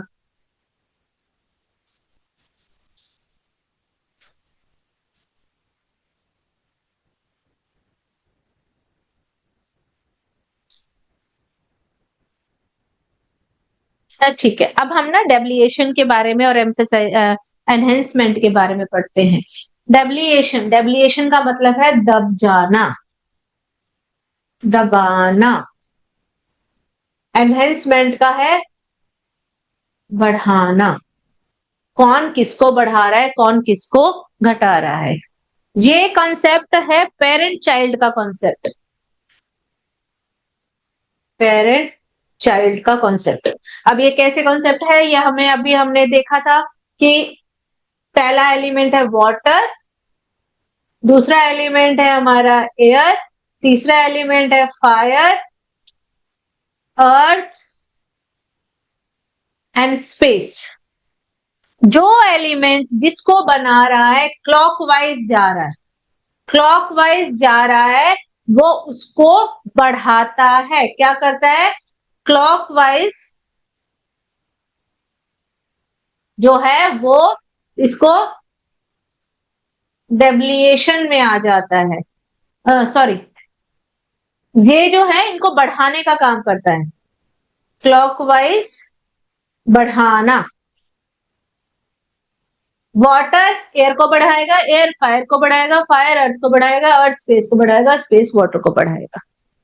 अगर आप एंटी क्लॉकवाइज जाते हैं, एंटी क्लॉकवाइज जाते हैं तो ये दबाता है, मतलब इसके गुण धर्म को कम करने के काम आता है। अगर हमें किसी के गुण धर्म को कम करना है तो एंटी क्लॉकवाइज साइकिल चला दीजिए। एंटी क्लॉकवाइज साइकिल चलाने से क्या होगा कि वो दब जाएगा। ये आपका एंटी क्लॉकवाइज साइकिल है, ये एंटी क्लॉकवाइज साइकिल है। वाटर स्पेस को कम करता है, स्पेस अर्थ को कम करता है, अर्थ फायर को कम करता है, फायर एयर को कम करता है, एयर वाटर को कम करता है। जब ऐसा होता है, कैसे? जैसे इसके कॉजेस क्या आते हैं, टॉयलेट इन रॉन्ग जोन और द रॉन्ग कलर। जब हमारे इसमें रॉन्ग कलर हो जाते हैं, उसको इसमें रॉन्ग कलर आते हैं, तब वो चीज दब जाती है। या feeling weak and the specific on the life aspects, ये सब इसके कारण होता है, दबने के कारण एंड बढ़ने के कारण। ऐसा नहीं होता, कोई चीज अगर बढ़ जाती है तब भी नुकसान देती है, घट जाती है तब भी नुकसान देती है। ये इसके एलिमेंट के हमारे तीन जो है साइकिल कंप्लीट होते हैं। Yes ma'am. हाँ, यस, तो हम शुरू करते हैं अभी अगला नेक्स्ट मॉड्यूल का रिकैप। अभी तक आपने जितना पढ़ा है, we want you to answer, आप सारी चीजों के क्वेश्चन के आंसर देंगे। फर्स्ट मैं पढ़ती हूँ। First is theory of creation के मुताबिक एयर, हवा किस एलिमेंट को फीड कराती है? तो किसी ताकत कितनी बढ़ती है तो वो आपको बताना है। पहला ऑप्शन वाटर, दूसरा फायर, तीसरा स्पेस एंड चौथा सॉइल। एनी गेसेस कि इसका राइट आंसर क्या है? Fire. Ma'am, is it the correct answer? Fire. Pardon, क्या था? थ्योरी ऑफ क्रिएशन के मुताबिक एयर किस एलिमेंट को फीड करता है? नहीं, ये रॉन्ग है, वाटर एलिमेंट। मैम, इसके पीछे का आप रीजन शेयर करना चाहेंगे कि ये चीज ऐसा क्यों है? हाँ, बिल्कुल। हमारा यस। ये स्लाइड था ना, हाँ जी। Theory of creation. Theory of creation के मुताबिक हमारे पास जो सर्कल था, सर्कल में वाटर ने किसको बनाया? एयर को बनाया। एयर ने फायर को बनाया। फायर ने अर्थ को बनाया, अर्थ ने जो है स्पेस बनाया। तो इसका है थियरी ऑफ क्रिएशन के मुताबिक एयर हवा को एलिमेंट फीड करता है। फीड करने का मतलब यहाँ पर बढ़ाता है। अभी हमने पढ़ा था कि जब हमारी साइकिल क्लॉकवाइज चलती है तो वो उस चीज को बढ़ाता है। तो वाटर जो है वो एयर को बढ़ाता है, वाटर एलिमेंट एयर एलिमेंट को बढ़ाता है। सर समझ पाए आप इसको?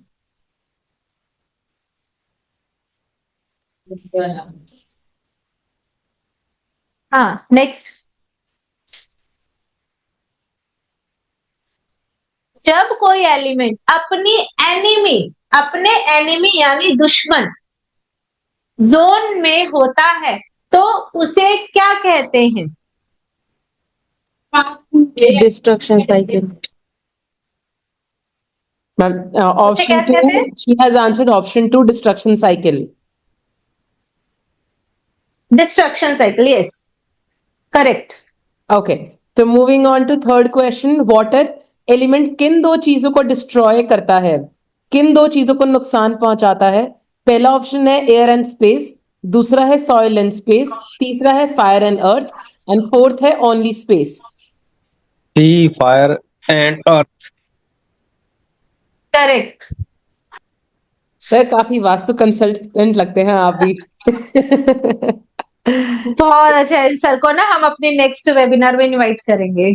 यस, ठीक है ma'am. Fourth question is, vastu में डेबिलिएशन एलिमेंट को कमजोर होना कब होता है? फर्स्ट इज जब चाइल्ड एलिमेंट को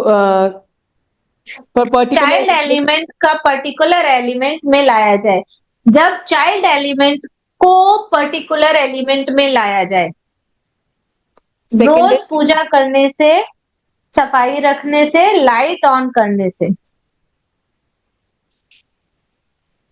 ऑप्शन जब चाइल्ड एलिमेंट को पर्टिकुलर एलिमेंट में लाया जाए। हाँ, दोबारा से बताइए। यस, क्या आप रिपीट कर सकते हैं जिन्होंने भी माइक ऑन करके आंसर दिया है? जब चाइल्ड एलिमेंट को पर्टिकुलर एलिमेंट में लाया जाए। हाँ, वेरी गुड, वेरी गुड, बहुत बढ़िया। ओके मैम, चलो नेक्स्ट लेट्स चलते हैं। हाँ,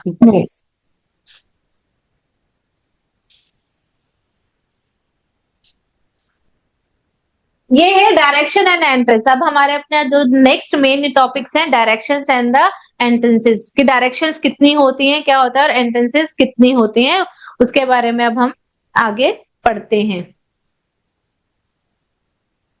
हमारी जो डायरेक्शंस हैं, पहले हमने पढ़ा था हमारी 4 डायरेक्शंस होती हैं।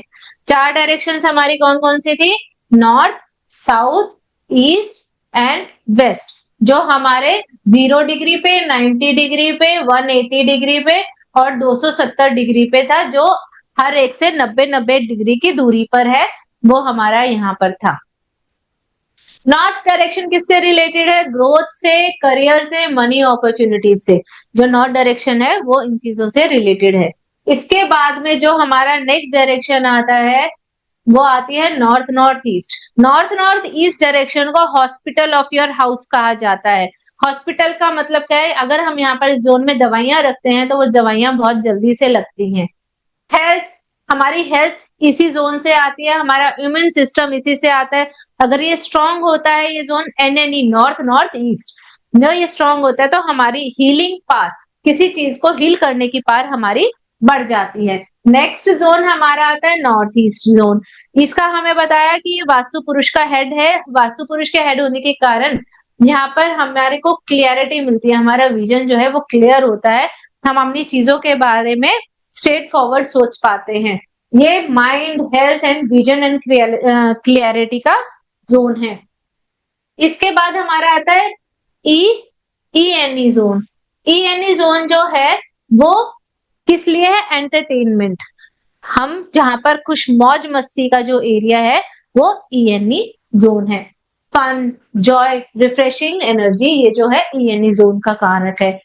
East, social connection, networking and the authority. इसके बारे में हमने पढ़ा था अभी कि एयर एलिमेंट का मेन एलिमेंट की डायरेक्शन एयर एलिमेंट की डायरेक्शन है, तो यहाँ पर हमारे सोशल कनेक्शंस और नेटवर्किंग बहुत ज्यादा होती है।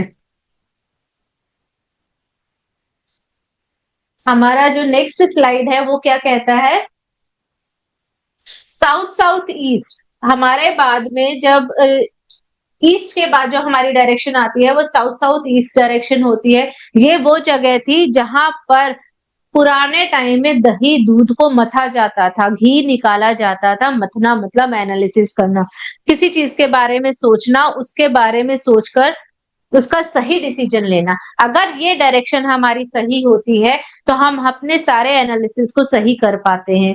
अगर ये डायरेक्शन हमारी इन्फेक्टेड होती है, इन्फेक्टेड मतलब डेबिलिटेड हो या किसी चीज से यहाँ पर ये दब गई हो या किसी तरीके का यहाँ दोष हो, तो हमें एंजाइटी आ सकती है। हम एक ही बात को बार बार सोचते रहेंगे। South east direction, south south east के एसएस ईएससी के बाद हमारा आती है एससी डायरेक्शन, जो हमारे cash flow, fire, energy and the confidence की डायरेक्शन है। इसके बाद आता है साउथ साउथ ईस्ट। यहाँ पर हमारी किचन होना अच्छा होता है, ये जोन हमारे किचन के लिए बहुत अच्छा जोन है। इसके बाद है south south east, power, confidence and strength. अगर यहाँ पर प्रोटीन शेक बच्चों को देते हैं या जिम इक्विपमेंट रखते हैं तो और वहां पर वर्कआउट किया जाए तो ये जोन उसके लिए बहुत ज्यादा इंपॉर्टेंट है। अगर ये जोन हमारा सही है तो हमारे शरीर में शक्ति रहेगी। जब आप कभी कहते हैं कि मेरे पैरों में जान ही नहीं रही, वो जान ना रहना इस दिशा के कारण होता है। नेक्स्ट है साउथ। जब हम सारे साउथ डायरेक्शन को ना सभी बहुत बुरा मानते हैं, बट ये हमारी जो डायरेक्शन है, फेम, हमें नेम फेम यही डायरेक्शन देती है। हमें रिलैक्स, हम किसी चीज को लेके जब हमें नेम फेम मिल जाता है हम रिलैक्स हो जाते हैं, वो इसी दिशा में होते हैं। हम रात को जो सो पाते हैं, आराम से सो पाते हैं, वो इसी डायरेक्शन के कारण है। हमें अच्छी नींद आती है इसी अगर आपको इंसोमेनिया की प्रॉब्लम है तो ट्राई दिस डायरेक्शन, आपको फर्क जरूर महसूस होगा। Next is south southwest. South southwest is the direction for the disposal और the expenditure. Disposal of the waste, ये जो डायरेक्शन है ये वॉशरूम के लिए, टॉयलेट के लिए बहुत अच्छी है। WC के लिए बहुत अच्छी डायरेक्शन है, जिसमें हमारी बॉडी का अनचाहा तत्व, जो जिसका एसेंस हम ले चुके हैं, जो हमारी बॉडी को पोषण दे चुका है, अब वो हमारी बॉडी के लिए किसी भी तरीके से यूजफुल नहीं है, उसको एक्सेल करना ही जरूरी है। तो उसको यहाँ से हम बाहर निकालते हैं, डिस्पोजल लोड। ये अगर हमारी उससे ले, आप सोच से ले, सोच से कैसे होगा, हमने किसी आइडिया को लिया, उसके बारे में बहुत सोचा, उसका सारा जिस्ट निकाल लिया, उसके बारे में हम एग्जीक्यूट भी कर पाए। अब हमारे पास क्या बचा, जूस तो हमने ले लिया, सारी चीज ले लिया। अब उसका जो वेस्ट मटेरियल है उसको अगर हम इजीली लीव इट कर पा रहे हैं, तो लेट गो कर पा रहे हैं, तो हमारा जो साउथ साउथ वेस्ट डायरेक्शन है वो बहुत अच्छा है। अगर हम किसी चीज को पकड़ के बैठे हैं, हमारा नुकसान होता जा रहा है, उसको लेके ही बैठे हैं, तो हमारा ये जो जोन है ये जोन खराब है। South west direction, south west direction is very important for the relationship, stability, expertise and the family bonding. अगर साउथ वेस्ट डायरेक्शन में कोई दोष है, टॉयलेट है, एंटी कलर्स हैं, एंटी कलर्स भी अगर होंगे तो भी ये डायरेक्शन जो है इन्फेक्टेड हो जाएगी। अगर ये डायरेक्शन इन्फेक्टेड हो गई तो क्या होगा, हमारे रिलेशनशिप में बॉन्डिंग नहीं बनेगी, हम लोग एक दूसरे के साथ में रहना मुश्किल हो जाएगा। आजकल इतने सारे केसेस हो रहे हैं, वो किस लिए हो रहे हैं, क्योंकि हर वॉशरूम, हर बेडरूम के साथ एक वॉशरूम अटैच है। बेडरूम की डायरेक्शन अलग है, उसकी डायरेक्शन के साथ में अगर हम वॉशरूम लगाते हैं तो वो उसके लिए यूजफुल नहीं है, वो वॉशरूम की डायरेक्शन है ही नहीं, पर फिर भी हम उसको बना रहे हैं। तो रिलेशनशिप इश्यूज आते हैं, या किसी भी तरीके के जो इश्यूज हैं वो आते हैं। West south west for the education, saving and the knowledge. ये एक ऐसा जोन है जहां पर अगर बच्चों के लिए बुक्स रखी है या उनका स्टडी टेबल रखा है तो बच्चे बहुत अच्छे से पढ़ेंगे। अगर यहाँ पर टीवी लगा है, मोबाइल रखा है या फिर टॉयज रखे हैं, तो बच्चे का सारा ध्यान इसी तरफ होगा, वो पढ़ेगा नहीं। अगर आपको ऐसा लगता है कि मेरा बच्चा पढ़ नहीं रहा है तो go and check this direction, किस डायरेक्शन में ऐसा क्या रखा है जिसकी वजह से मेरा बच्चा पढ़ नहीं रहा है। ये वो डायरेक्शन है जहां पर अगर हम अपना पिगी बैंक रखते हैं फॉर अ सिंबल तो भी काम करता है, और अगर हमारा सेफ है, पैसा रखा है, तो भी यहाँ से हमारा पैसा की सेविंग बहुत ज्यादा होती है। Next is west direction. West direction is the direction for our manifestation. हम अपनी जो इच्छाओं की पूर्ति इस डायरेक्शन से करते हैं. हमारी इच्छाओं की पूर्ति वेस्ट डायरेक्शन से होती है. Gain profit and the fulfilment of the desires. Desires, fulfilment of the desire is what? Manifestation, इच्छा पूर्ति.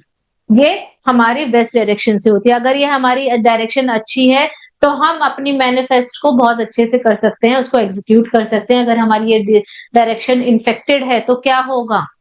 हमारी इच्छा की पूर्ति नहीं होगी. Next direction is the west north west direction. West north west direction is again for the direction. इसमें हम डिप्रेस्ड फील करते हैं, डिप्रेशन हमें फील होता है, सैडनेस फील होती है, डिटैचमेंट होता है कि हम जो परिवार के लोगों से अलग थलग रहना शुरू कर देते हैं.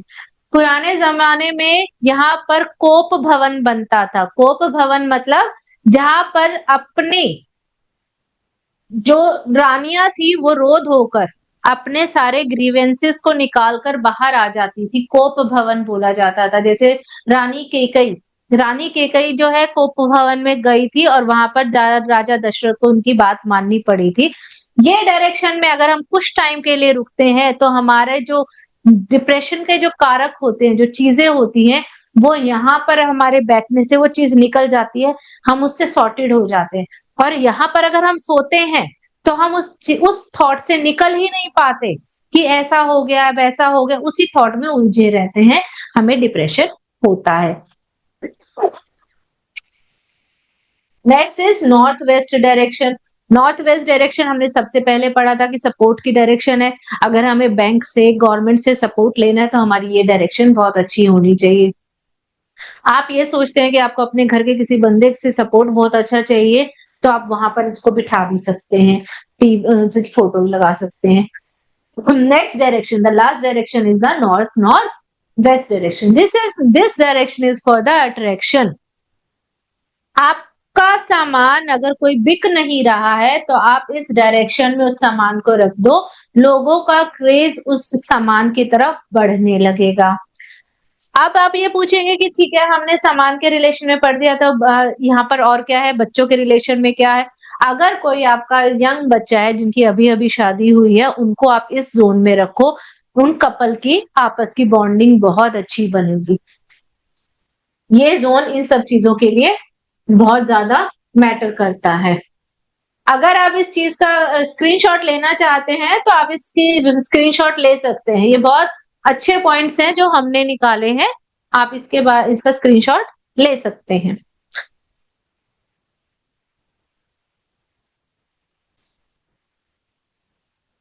नेक्स्ट हमारा इसके बाद में जो आता है, this is 32 entrances. 32 entrances. Entrances क्या होती हैं? द्वार. द्वार हमारे कुछ जो एंट्रेंसेस है वो पॉजिटिव होती हैं, कुछ हमारी नेगेटिव होती हैं.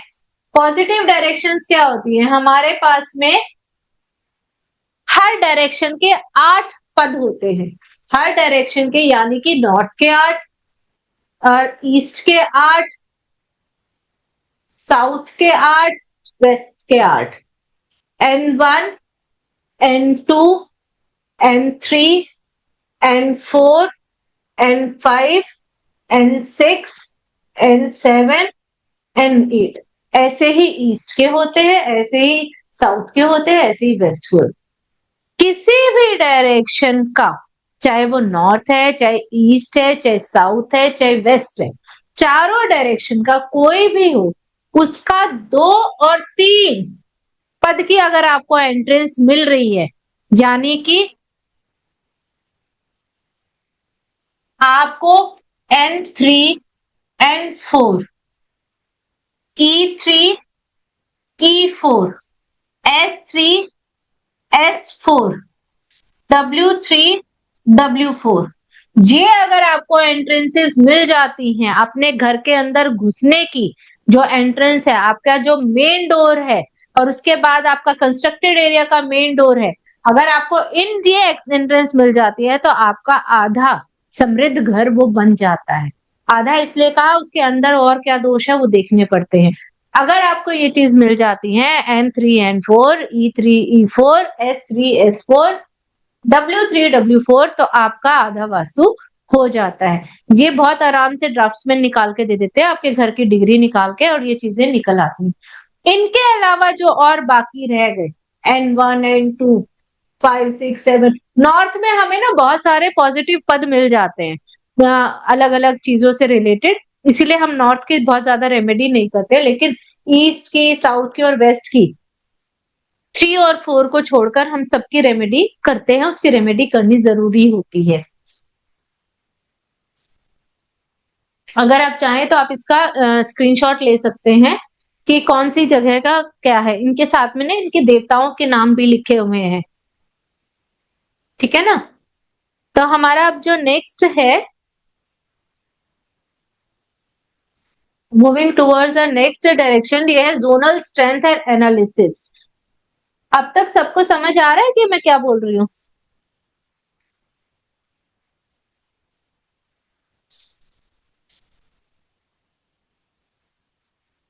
समझ पा रहे हैं? Yes ma'am.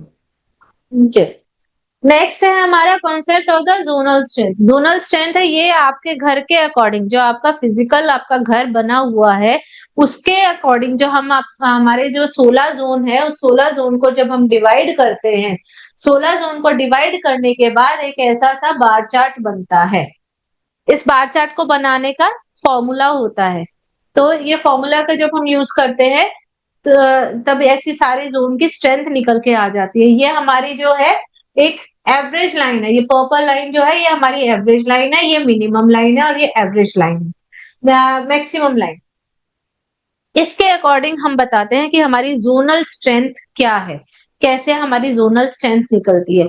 अगर हमारे घर में एक्सटेंशन एंड द कट्स हैं तो हमारी जोनल स्ट्रेंथ कम हो जाती है। अगर हमारे में कट्स होंगे तो हमारा जो नॉर्मल, ये हमारी नॉर्मल लाइन है, एवरेज लाइन है, इससे कितना नीचे है। अगर हमारे घर में कट्स होंगे तो हमारे घर में हमें जोनल स्ट्रेंथ में ये चीज देखने को मिलेगी, इसको फिर रेमेडी करके हमें बढ़ाना पड़ता है। इसी तरह अगर हमारा ये मैक्सिमम लाइन है, मैक्सिमम लाइन से ऊपर जो है, जो भी ये एवरेज लाइन से ऊपर, मतलब ये इतना ऊपर चला गया है, ये एरिया ये एक्सीडेड है। एक्सीडेड जो है वो ऐसे होता है, तो ये भी प्रॉब्लम करता है। जो जोन बढ़ा हुआ होगा उसके एट्रीब्यूट बढ़कर जो है खराब चीज हमें देने लग जाए, ये हमारा जोनल स्ट्रेंथ आता है। क्या असेसमेंट क्या है? Identify which zones are the strong and the which are the weak. सबसे ज्यादा स्ट्रॉन्ग जोन वो होते हैं जो इस एवरेज लाइन के पास होते हैं। सबसे ज्यादा जो स्ट्रॉन्ग होंगे वो कौन से होंगे? जो इस एवरेज लाइन के पास होते हैं वो सबसे ज्यादा स्ट्रॉन्ग जोन होते हैं। Strong north brings the continuous. अगर ये जो है यहाँ पर हमारा जो नॉर्थ है, हमारा नॉर्थ अगर स्ट्रॉन्ग होता है तो हमारे cash flow, opportunities, career better होता है। यहाँ पर अगर हम देखें तो हमारा ये एलिमेंट्स है, ये कम है। इट मीन्स हमें हमें इच्छाओं की पूर्ति कम हो रही है। हम लोगों के साथ कम कनेक्शन ले रहे हैं और हमारी इच्छाओं की पूर्ति कम हो रही है। Correct intensity using the metals, colour and the essential steps. अब इसमें एलिमेंटल स्टेप, इसको बैलेंस कैसे किया जाता है? या तो हम उस जोन से रिलेटेड उसका मेटल का यूज करें, तब ये जोन करेक्ट होता है। कलर, जैसे ये कलर है, ये कम है, तो यहाँ पर हमें पेरेंट कलर को लाना पड़ेगा जो हमारे जोन को एनहेंस कर रहा था। ये हमने अभी पढ़ा था कि जो है एयर एलिमेंट को एनहेंस कौन करता है? Water element. यहाँ पर अगर हम ब्लू कलर को ले आएंगे तो हमारा ये बैलेंस हो जाएगा। मेटल स्ट्रिप्स, या कुछ हमें एलिमेंट्स के जो मेटल्स हैं उनको लगाकर इन चीज को बैलेंस करना होता है। अब एक बार मेटल्स आया है तो मैं मेटल्स के बारे में आपको फटाफट से बताना चाहूंगी। Water zone, water, air, fire, earth, space. Aluminium, SS. SS का मतलब होता है स्टेनलेस स्टील। आप इन मेटल्स को नोट कर सकते हैं। फायर जोन के लिए फायर जोन के लिए हमारा है कॉपर, अर्थ के लिए ब्रास, स्पेस के लिए आयरन। अगर हमें किसी चीज का ट्रीटमेंट करना है तो हमें इन स्ट्रिप्स का, इन एलिमेंट्स का यूज करना होता है। डिग्री को जब हम भी चेक करते हैं तो आप 5 डिग्री से ज्यादा अगर उस डिग्री में वेरिएशन आ जाता है तो वो डिग्री, वो जोन, उस डिग्री को, जोन को छोड़ के दूसरे जोन में चला जाता है और वो एंटी एलिमेंट की तरफ बढ़ जाता है। अब हम एक छोटा जल्दी से क्विक रिकैप करते हैं। नॉर्थ डायरेक्शन, अगर उत्तर डायरेक्शन हमें लाइफ में क्या देती है, आप ये बताइए। Anybody there? सोना अलाउड नहीं है अभी, हमारा क्विक रिकैप क्विज है। This is the last quiz जो हम होस्ट अभी इसमें कर रहे हैं, तो आई वांट कि आप सब जवाब दें कमेंट सेक्शन में, या आप माइक अनम्यूट भी कर सकते हैं। ये इसका आंसर है money, opportunity and career.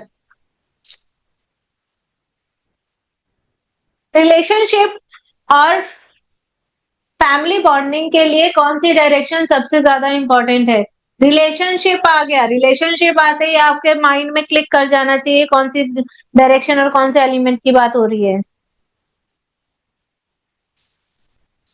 Yes, relationship is related to south west. Good. North direction में मेन गेट या किन की आपकी एंट्रेंस है, उसके लिए कौन से पद सबसे अच्छे होंगे, पद ऑस्पिशियस है, कौन से होंगे, कौन से माने जाते हैं? N3 N4। Yes, very good. Zonal strength analysis में वीक साउथ वेस्ट, अगर वीक साउथ वेस्ट है तो क्या असर होता है? रिलेशनशिप टूट सकती है। रिलेशनशिप टूट सकती है। बहुत बढ़िया, बहुत अच्छे।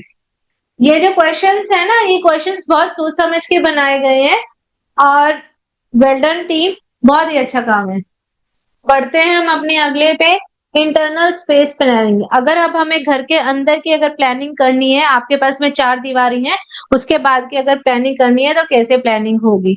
अगर आपको बेडरूम बनाना है, मास्टर बेडरूम बना रहे हो या कोई भी बेडरूम बना रहे हो, तो कैसे बनाना है, ये कौन सी डायरेक्शन में बनाना है, ये आपको देखना होगा। साउथ वेस्ट का डायरेक्शन, साउथ वेस्ट डायरेक्शन का जो बेडरूम है बहुत अच्छा माना जाता है, मास्टर बेडरूम बनाना चाहिए, स्टेबिलिटी का जोन है, ये घर के मुखिया को देना चाहिए। अब मुखिया से जो मतलब है, जो घर का करता धरता है, अर्निंग हैंड जो है, उसको ये देना चाहिए। Next, kitchen. किचन आपकी कहाँ होनी चाहिए? साउथ ईस्ट डायरेक्शन में होनी चाहिए। South east direction is called the fire zone, जो है फायर एलिमेंट का जोन है। और किचन जो है, किचन भी फायर एलिमेंट है। फायर एलिमेंट का, फायर एलिमेंट के अंदर जब आएगा तो रिजल्ट बहुत ही अच्छा होगा। ऐसा देखा गया है, जिन लोगों की किचन साउथ ईस्ट में होती है उन लोगों के घर का कैश फ्लो बहुत अच्छा होता है। नेक्स्ट हमारा है जर्नल रूम, जो सभी लोग आने जाने वालों के लिए अगर हमें रूम बनाना है तो कौन सी डायरेक्शन में हम बनाएंगे, उनके लिए आइडियल स्पेस रहती है ईस्ट एंड नॉर्थ, जो है वो उनकी आइडियल स्पेस रहती है कि उनका जो रूम है, बैठने का स्थान है, वो उनको उस डायरेक्शन में दिया जाए। वॉशरूम की जो है सबसे बड़ी आजकल क्या है कि वॉशरूम बनाने की बहुत दिक्कत होती है कि हमें कहाँ बनाना है। ये बेडरूम है, इस बेडरूम के साथ में एक अटैच बाथरूम है, इधर से भी अगर हम देखते हैं इस घर में एक ही है, यहाँ पर वरांडा है, ड्राइंग रूम है, पूजा घर है, तो ये कैसे होगा? जो वॉशरूम है उनकी डायरेक्शंस रहती है SSW, south south west, WNW north west, north west, ESE east south east, ये वॉशरूम की बेस्ट डायरेक्शंस होती है। होम थिएटर हमारा है ENE, east of north east. ये कौन सा जोन था? फन एंड रिक्रिएशन का। थिएटर, होम थिएटर हमें क्या देता है? फन एंड रिक्रिएशन, तो ENE इसका जोन हो गया। स्टेयरकेस, स्टेयरकेस हो जाता है पृथ्वी तत्व है। पृथ्वी तत्व कहां पर काम देता है? अपने जोन में या अपने से कंपैटिबल जोन में। तो साउथ और वेस्ट के जोन्स में अगर हम स्टेयर्स बनाते हैं तो वो सबसे ज्यादा अच्छी स्टेयर्स होती है, यही स्थान उनको दिया गया है। आप इसका स्क्रीनशॉट ले सकते हैं। तब तक हम इसका नेक्स्ट चीज देखते हैं। Next slide. नेक्स्ट स्लाइड में मंदिर कहाँ होना चाहिए। हमने सबसे पहले वाले पढ़ा था कि मंदिर कहाँ होता है, ईशान कोण में होता है। मंदिर नॉर्थ ईस्ट।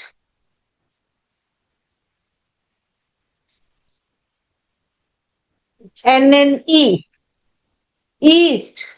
और मंदिर की एक और सबसे ज्यादा अच्छी जगह है वेस्ट। यहाँ पर अगर मंदिर होता है तो मैनिफेस्टेशन बहुत जल्दी पूरी होती है। मैनिफेस्टेशन यहाँ आता है। तो ये आपके मंदिर की डायरेक्शन है। Study room. स्टडी रूम के बारे में हमने पढ़ा था ना, एक डायरेक्शन आई थी WSW, जहां पर मैंने बताया था कि जो भी चीज यहाँ रखी होगी, टॉयज रखे होंगे या मोबाइल रखा होगा, कोई भी गैजेट रखा होगा, तो बच्चा वहां ध्यान ज्यादा रहेगा। तो अगर इस जोन में बच्चे का स्टडी टेबल और बुक्स रख दी जाए तो बच्चा बहुत अच्छे से पढ़ता है। तो स्टडी रूम जो होता है या तो WSW में होना चाहिए, या नॉर्थ में होना चाहिए, या फिर ईस्ट में होना चाहिए, जहां पर बहुत अच्छी लाइट आती हो और एयर का फ्लो बहुत अच्छा हो। नेक्स्ट आजकल का एक बहुत ज्यादा हॉट टॉपिक है मिरर्स, कि मिरर्स कहाँ हो। घर में मिरर अगर हमारा साउथ डायरेक्शन में है तो हमारा वो जोन एक्सटेंड हो जाएगा। Mirrors are allowed in the water zone only. Water कहाँ कहाँ कंपेटेबल है, एयर में और स्पेस में। अगर हमारा north direction, east direction and some part of west direction, mirror allowed है। नेक्स्ट हमारा डस्टबिन। डस्टबिन हमें कहाँ रखना है। डस्टबिन को हम साउथ वेस्ट में रख सकते हैं, नॉर्थ वेस्ट नॉर्थ में रख सकते हैं। It's not north west. SSW, WNW और एक जगह और है ESE। यहाँ के अलावा अगर हम डस्टबिन रखते हैं तो वो प्रॉब्लम क्रिएट करता है। घर में डस्टबिन अगर जगह जगह रखे हैं तो वो आपको प्रॉब्लम देगा इक्वली, जैसे आपका वॉशरूम प्रॉब्लम देता है ऐसी प्रॉब्लम आपको डस्टबिन देगा। कमरे में रखना है, छोटा रखो, जोनल कलर का रखो। और वैसे आपका एक किचन का होना चाहिए, एक पूरे घर का होना चाहिए। घर में 2 ही डस्टबिन हो और वो इन जोन्स में रखे हों, एंटी कलर के ना। नेक्स्ट है और भी बहुत सारी जो प्लेसमेंट है, जैसे क्लॉक है उसको नॉर्थ में लगाएं, शूज को नॉर्थ वेस्ट में रखा है, क्योंकि शूज जो है हमें हेल्प आउट करते हैं, वो हमें एक सपोर्ट देते हैं, इसीलिए उनको हम नॉर्थ वेस्ट में रखते हैं। प्लांट्स को ईस्ट में रखा जाए और इन्हीं को बैलेंस तरीके से रखना चाहिए। अब हमारा ये अगला है क्विज राउंड, इसको हम अभी पढ़ते हैं। नॉर्थ ईस्ट डायरेक्शन का कनेक्शन किस चीज से है। नॉर्थ ईस्ट का कनेक्शन किससे है, जल्दी से बताइए please. Oh, we have the इसका surprise yeah, quiz. Everyone, please start answering the questions.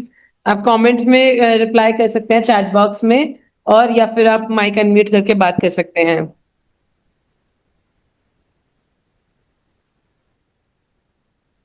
Yes. First question is north east direction का कनेक्शन किस चीज से है। First is fun and joy, second is mind health and vision and clarity, third is social connections और fourth is cash flow. Yes, कुछ chat box में आया है B part, mind health and vision and clarity. Next question is zonal strength analysis के मुताबिक strong north होने से क्या होगा। स्ट्रॉन्ग नॉर्थ होने से क्या होगा। Continuous cash flow. Continuous cash flow. Mirror को घर में कहाँ लगाना सबसे बेस्ट है। Option B. Option B, all water zone and zones compatible with the water element. बिल्कुल सही, बहुत अच्छे। नेक्स्ट हमारा अब जो और आ रहा है एक्सटर्नल लैंड एनालिसिस। ये बहुत ज्यादा इंपॉर्टेंट टॉपिक है कि विधिशूल जो है, विधिशूल क्या होता है, जो स्पेस के कारण हमारे घर में प्रॉब्लम आती है वो कैसे है, ये कैसे होगा। हम जब कोई घर लेते हैं, जैसे ये सेंटर है हमारा घर, और हिट कर जो हो, सपोज यहाँ पर हमारा घर है, ये हमारा घर है, ये वाला जो नॉर्थ का विदिशूल लगता है, ये सीधा ही जो ये हमारी एंट्रेंस है, एंट्रेंस के अंदर ये रोड जा रहा है, ये विदिशूल हो जाए। जहां पर है नॉर्थ वेस्ट डायरेक्शन का है, कोई भी साइड का विदिशूल हो, जैसे जो भी रोड सीधा आपके मेन गेट के अंदर घुस रही है, वो आपके घर में प्रॉब्लम क्रिएट करेगा ही करेगा। कहीं का भी विदिशूल हो, वेस्ट है, साउथ वेस्ट है, साउथ वेस्ट का तो डेडली है, फिर ये साउथ का है, कहीं का भी है, कहीं पे भी जाओ, अगर ये आपके घर का मेन डोर है और इसके सामने गली है, जो जितनी ज्यादा चलती गली होगी, जितना ज्यादा उसके ऊपर क्राउड होगा, उतनी नेगेटिव हिट्स आपके घर पे आएंगे। ये आपका घर है और यहाँ से ऐसे ऐसे सारा दिन कोई ना कोई आके ऐसे जा रहा है, ऐसे जा रहा है, या ऐसे ही जा रहा है, तो ये इसकी जो सीधी हिट है ये आपके पास जाएगी, इस घर पे जाएगी जो घर यहाँ है। ये विधिशूल होता है, ये बहुत नेगेटिव इफेक्ट करता है इसका। या तो सीधा सा आप अपना गेट यहाँ से हटाकर, इस रोड से हटाकर कहीं दाएं बाएं कर लो, ये एक छोटा सा उपाय होता है, बिल्कुल परमानेंट उपाय नहीं है कि आप इसके साथ में से इस विधिशूल इस घर को बदलना ही बहुत अच्छा रहता है। सबसे पहले अगर बदल सकते हो तो ठीक है, दूसरा इसका गेट बदल सकते हो तो ठीक है, तीसरा अगर ये तीनों ही चीज नहीं कर सकते तो हम एक पिलर गाड़ के जो है तकरीबन 1.5-2 फीट का इस चीज को रोकने की कोशिश कर सकते हैं। ठीक है, हमारा ये होता है। पॉजिटिव रोड हिट माना जाता है कि नॉर्थ ईस्ट के जो हिट्स हैं वो पॉजिटिव माने जाते हैं, बट ऐसा है नहीं, वो कंपैरेटिवली साउथ और वेस्ट के कंपैरिजन में कम नुकसानदायक होते हैं।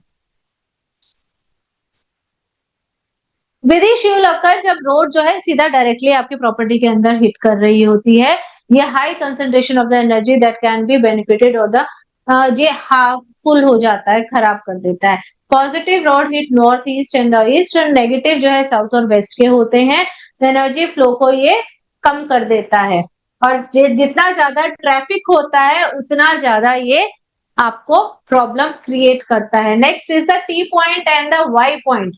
टी पॉइंट क्या होता है, ऐसे, वाई पॉइंट कैसे होता है, ऐसे। वाई पॉइंट में घर का यहां बना होना, टी पॉइंट में घर का यहां बना होना, या यहां बना होना, जैसे विधिशूल के इसमें आया, ये यहाँ पर।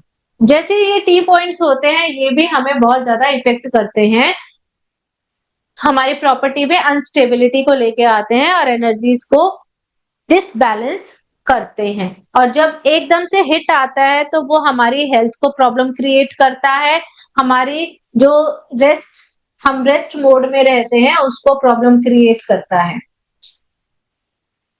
कॉजेस, वाई जंक्शन है, कहते हैं कि फैमिली को डिवाइड करने के काम में डिवाइड करने का काम करता है, और जो वाई जंक्शन है ये आपके बिजनेस में भी कॉन्फ्लिक्ट्स, पार्टनर्स के बीच में भी कॉन्फ्लिक्ट्स को लेके आता है। तो open space should be more in north and east direction. North और ईस्ट डायरेक्शन जितना खुला होगा, आपका घर जितना वायु से युक्त होगा, उतना आपके घर की एनर्जी फ्लो बहुत अच्छी करेगी। नॉर्थ और ईस्ट साइड में भारी भारी पर्दे नहीं लगाने चाहिए, उधर से सनलाइट को आने देना चाहिए। आपकी जो टॉल बिल्डिंग्स हैं वो कौन सी दिशाओं में होनी चाहिए, वो साउथ या वेस्ट डायरेक्शन में आपकी टॉल बिल्डिंग्स होनी चाहिए। द वाटर बॉडीज कहाँ है, वाटर बॉडीज आपको रखना है, जैसे घर में हम वाटर फाउंटेन लेके आते हैं तो water fountain should be in the north east. North east के अलावा हम ईस्ट में भी रख सकते हैं और साउथ ईस्ट में भी रख सकते हैं और नॉर्थ में भी रख सकते हैं, पर नॉर्थ ईस्ट का वाटर फाउंटेन बहुत अच्छा होता है। चलो बढ़ते हैं आगे। आगे क्या है हमारा, डिजिटल मैपिंग एंड ऑडिट्स। ये आज का सबसे जो है महत्वपूर्ण टॉपिक है, डिजिटल मैपिंग कैसे की जाती है। डिजिटल, आपको डिग्री लेने में बहुत प्रॉब्लम होती है, डिग्री लेने के लिए इसमें प्रॉब्लम होती है, तो कैसे ली जाए? आप अपने, जैसे सपोज ये आपका घर है, ठीक है, आप अपने घर की मेन एंट्रेंस पे खड़े हो, अंदर की तरफ देखो और अपने को, सेल्फ को ही आप क्या है, करंट लोकेशन व्हाट्सएप पे शेयर कर दो।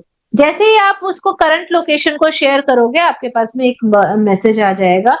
ये जो गूगल अर्थ प्रो सॉफ्टवेयर है, ये आप ध्यान दीजिए, ये सिर्फ और सिर्फ लैपटॉप, पीसी, डेस्कटॉप पर ही चलता है, ये मोबाइल पे नहीं चलता है। मोबाइल पे चलता है गूगल अर्थ, मोबाइल पे चलेगा आपका Google Earth. Google Earth pro जो है वो सिर्फ और सिर्फ डेस्कटॉप या जो हमारा फिक्स डेस्कटॉप है उस पे चलता है। अब आपको करना क्या है, जो ये आपने करंट लोकेशन भेजी है, इसके कोऑर्डिनेट्स कॉपी करके अपने लैपटॉप में गूगल अर्थ प्रो खोलो, वहां पर पेस्ट कर दो। जैसे आप पेस्ट करोगे ऐसा आपका बन के आएगा। ये आपका पॉइंटेड है, ये गूगल अर्थ प्रो का है। जब आप इसको पॉइंटेड को करेंगे, आपका गूगल अर्थ प्रो में आते ही वो आपकी डिग्री दिखा देगा कि आपके घर की जो है डिग्री कितनी है। गूगल अर्थ प्रो से जब हम डिग्री लेते हैं, ये बहुत ज्यादा एक्यूरेट होती है और 100% एक्यूरेट हम इसको मान सकते हैं। अगर इसको प्रोफिशिएंसी के साथ में कर सके, एक्यूरेसी के साथ में करें, किसी प्रोफेशनल के से आप कराएं, आप भी इसको बहुत आसानी से सीख सकते हैं। सिर्फ कॉपी पेस्ट करो और जो है यहाँ पर आपको डिग्री पता चल जाएगी कि इसकी ये डिग्री कैसे। अगर आप यहाँ खड़े होके इसकी डिग्री को ले रहे हो, तो आप जब गूगल अर्थ प्रो में डिग्री लोगे तो स्केल को ऐसे ऐसे ही चलाओगे, तो आपको यहाँ की डिग्री दिखाई देगी। जैसे 130 हम मान लेते हैं, 130 है डिग्री, जहां पर जब आप यहाँ खड़े हो तो यहाँ 130 है।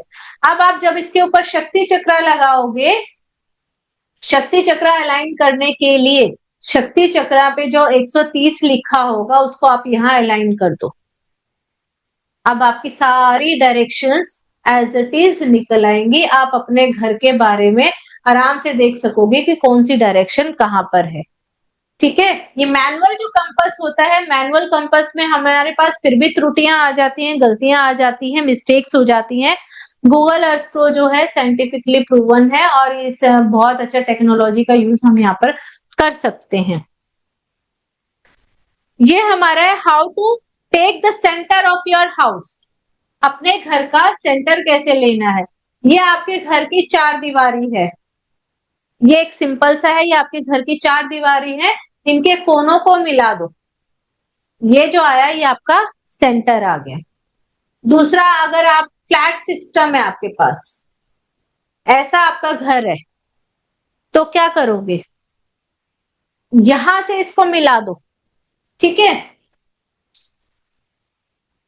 अब एक पॉइंट ये, एक पॉइंट ये, एक पॉइंट ये पॉइंट, ये आपका सेंटर आ गया। इसको आप एक्सटेंशन मान लो कि ये आपका, ये वाला जोन, जो भी जोन आएंगे वो आपके एक्सटेंडेड जोन हो जाएंगे।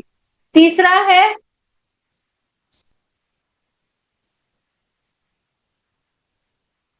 अगर आपका घर ऐसे है जिसमें हम इसको कट ले रहे हैं, इसको ऐसे कर सकते हैं। ठीक है, ये वाला जो है इसको आप ऐसे ले लो, इस जोन को और इस जोन को मिला दो, ये आपका सेंटर आ जाएगा। अब ये कट था, ठीक है ना, ये आपके आउटर प्रेमिसेस है और ये आपके घर का कट है, ये आपका सेंटर आ जाएगा। और अब ब्रह्म स्थान क्या होता है, ब्रह्म स्थान आपके घर का जो 1/4 हिस्सा है, इसके आसपास ये जो हिस्सा आएगा, इसको आप 4 में डिवाइड कर दोगे, जो ये आएगा, ये 4th जो हिस्सा आ जाएगा, ये आपका ब्रह्म स्थान होता है, आपका सेंटर होता है। यहाँ पर किसी भी तरीके का खड्डा नहीं होना चाहिए, सीढ़ियां नहीं होनी चाहिए। जो भी, इसको जितना खुला रख सकते हैं उतना इसको हमें खुला रखना चाहिए। ये हमारा नाभि, नेवल पॉइंट है ये हमारा। जैसे हम अपने नेवल पॉइंट पे कोई भार लेके नहीं चल सकते, इसी तरीके से हम अपने घर के नेवल पॉइंट पे कोई भार लेकर नहीं रह सकते हैं, जिसको हमें क्लियर करना ही होगा। ये हमारा सेंटर मार्किंग है। अलग अलग तरीके के नक्शे होते हैं, अलग अलग तरीके के, हम इसमें कट्स एंड एक्सटेंशंस को देख के चलना पड़ता है। ये हमें अपने विवेक से देखना पड़ेगा कि हम कौन से कट्स को मानेंगे, कौन से एक्सटेंशंस को मानेंगे। अब आप जाते जाते मैं आपको कुछ रेमेडीज देना चाहूंगी। बहुत ही सिंपल रेमेडीज हैं, जिसको करने से आपको आपके मैनिफेस्टेशन भी पूरी होगी और कुछ आपको रिलैक्सेशन भी होगी। पहली है, आप अपने घर का वेस्ट डायरेक्शन देखिए। अपने घर में जहां पर आपकी 270 डिग्री है, वहां पर एक पीले कागज पर अपनी विश लिखकर पूरे बिलीफ के साथ वहां पर पेस्ट कर दीजिए। आपकी वो विश बहुत जल्दी पूरी होगी। दूसरा है कि अगर आपका घर की एंट्रेंस साउथ है, तो वहां पर पंचमुखी हनुमान जी की फोटो लगा दीजिए। दिशा का दोष थोड़ा कम हो जाएगा। अगर आप अपने घर में सर्टिफिकेट्स, मेडल और अचीवमेंट्स रखना चाहते हैं, तो इनको साउथ डायरेक्शन में रखिए। ये वहां से इसमें जो आपको सर्टिफिकेट्स हैं, इसको साउथ डायरेक्शन में रखना है, क्योंकि ये आपको कॉन्फिडेंस देगा। यहाँ पर एक डायरेक्शन आती है साउथ साउथ ईस्ट, जिसके बारे में हमने पढ़ा था। अगर आप उसके लगती साइड के भी रखोगे, तो आपको कॉन्फिडेंस रहेगा, ये आपको यूज में आएंगी, ये आपको उस तरीके का गेन देंगी। Take a earthen money pot, ये भी हमने अभी बात किया था कि अगर आप इसको अपने एक अर्दन मनी पॉट क्या होती है, गुल्लक, उसको पीला पेंट करने के बाद में इसको वेस्ट साउथ वेस्ट में रख दो, आपकी मनी सेविंग बहुत ज्यादा होगी। Make a water source in the north direction, यहाँ पर आप मटका भी रख सकते हो पानी का, या आप एक नल भी लगवा सकते हो। अगर आप यहाँ पर वाटर सोर्स रखेंगे, तो आपके घर का जो पानी जल तत्व है वो इंक्रीज होगा, और आपके पास में अपॉर्चुनिटीज बहुत ज्यादा और बहुत अच्छी अपॉर्चुनिटीज आपके पास में आएगी, करियर में आपके ग्रोथ होगी। The next part is the question answer part. Hi everyone, if you have any questions or any doubts, तो आप अभी comment section में drop कर सकते हो। और everything is clear to you, जो भी मैम ने अभी आपको पढ़ाया है। Ma'am you Thank explained you. everything, yeah। ठीक है, तो I guess everything is clear to all of you।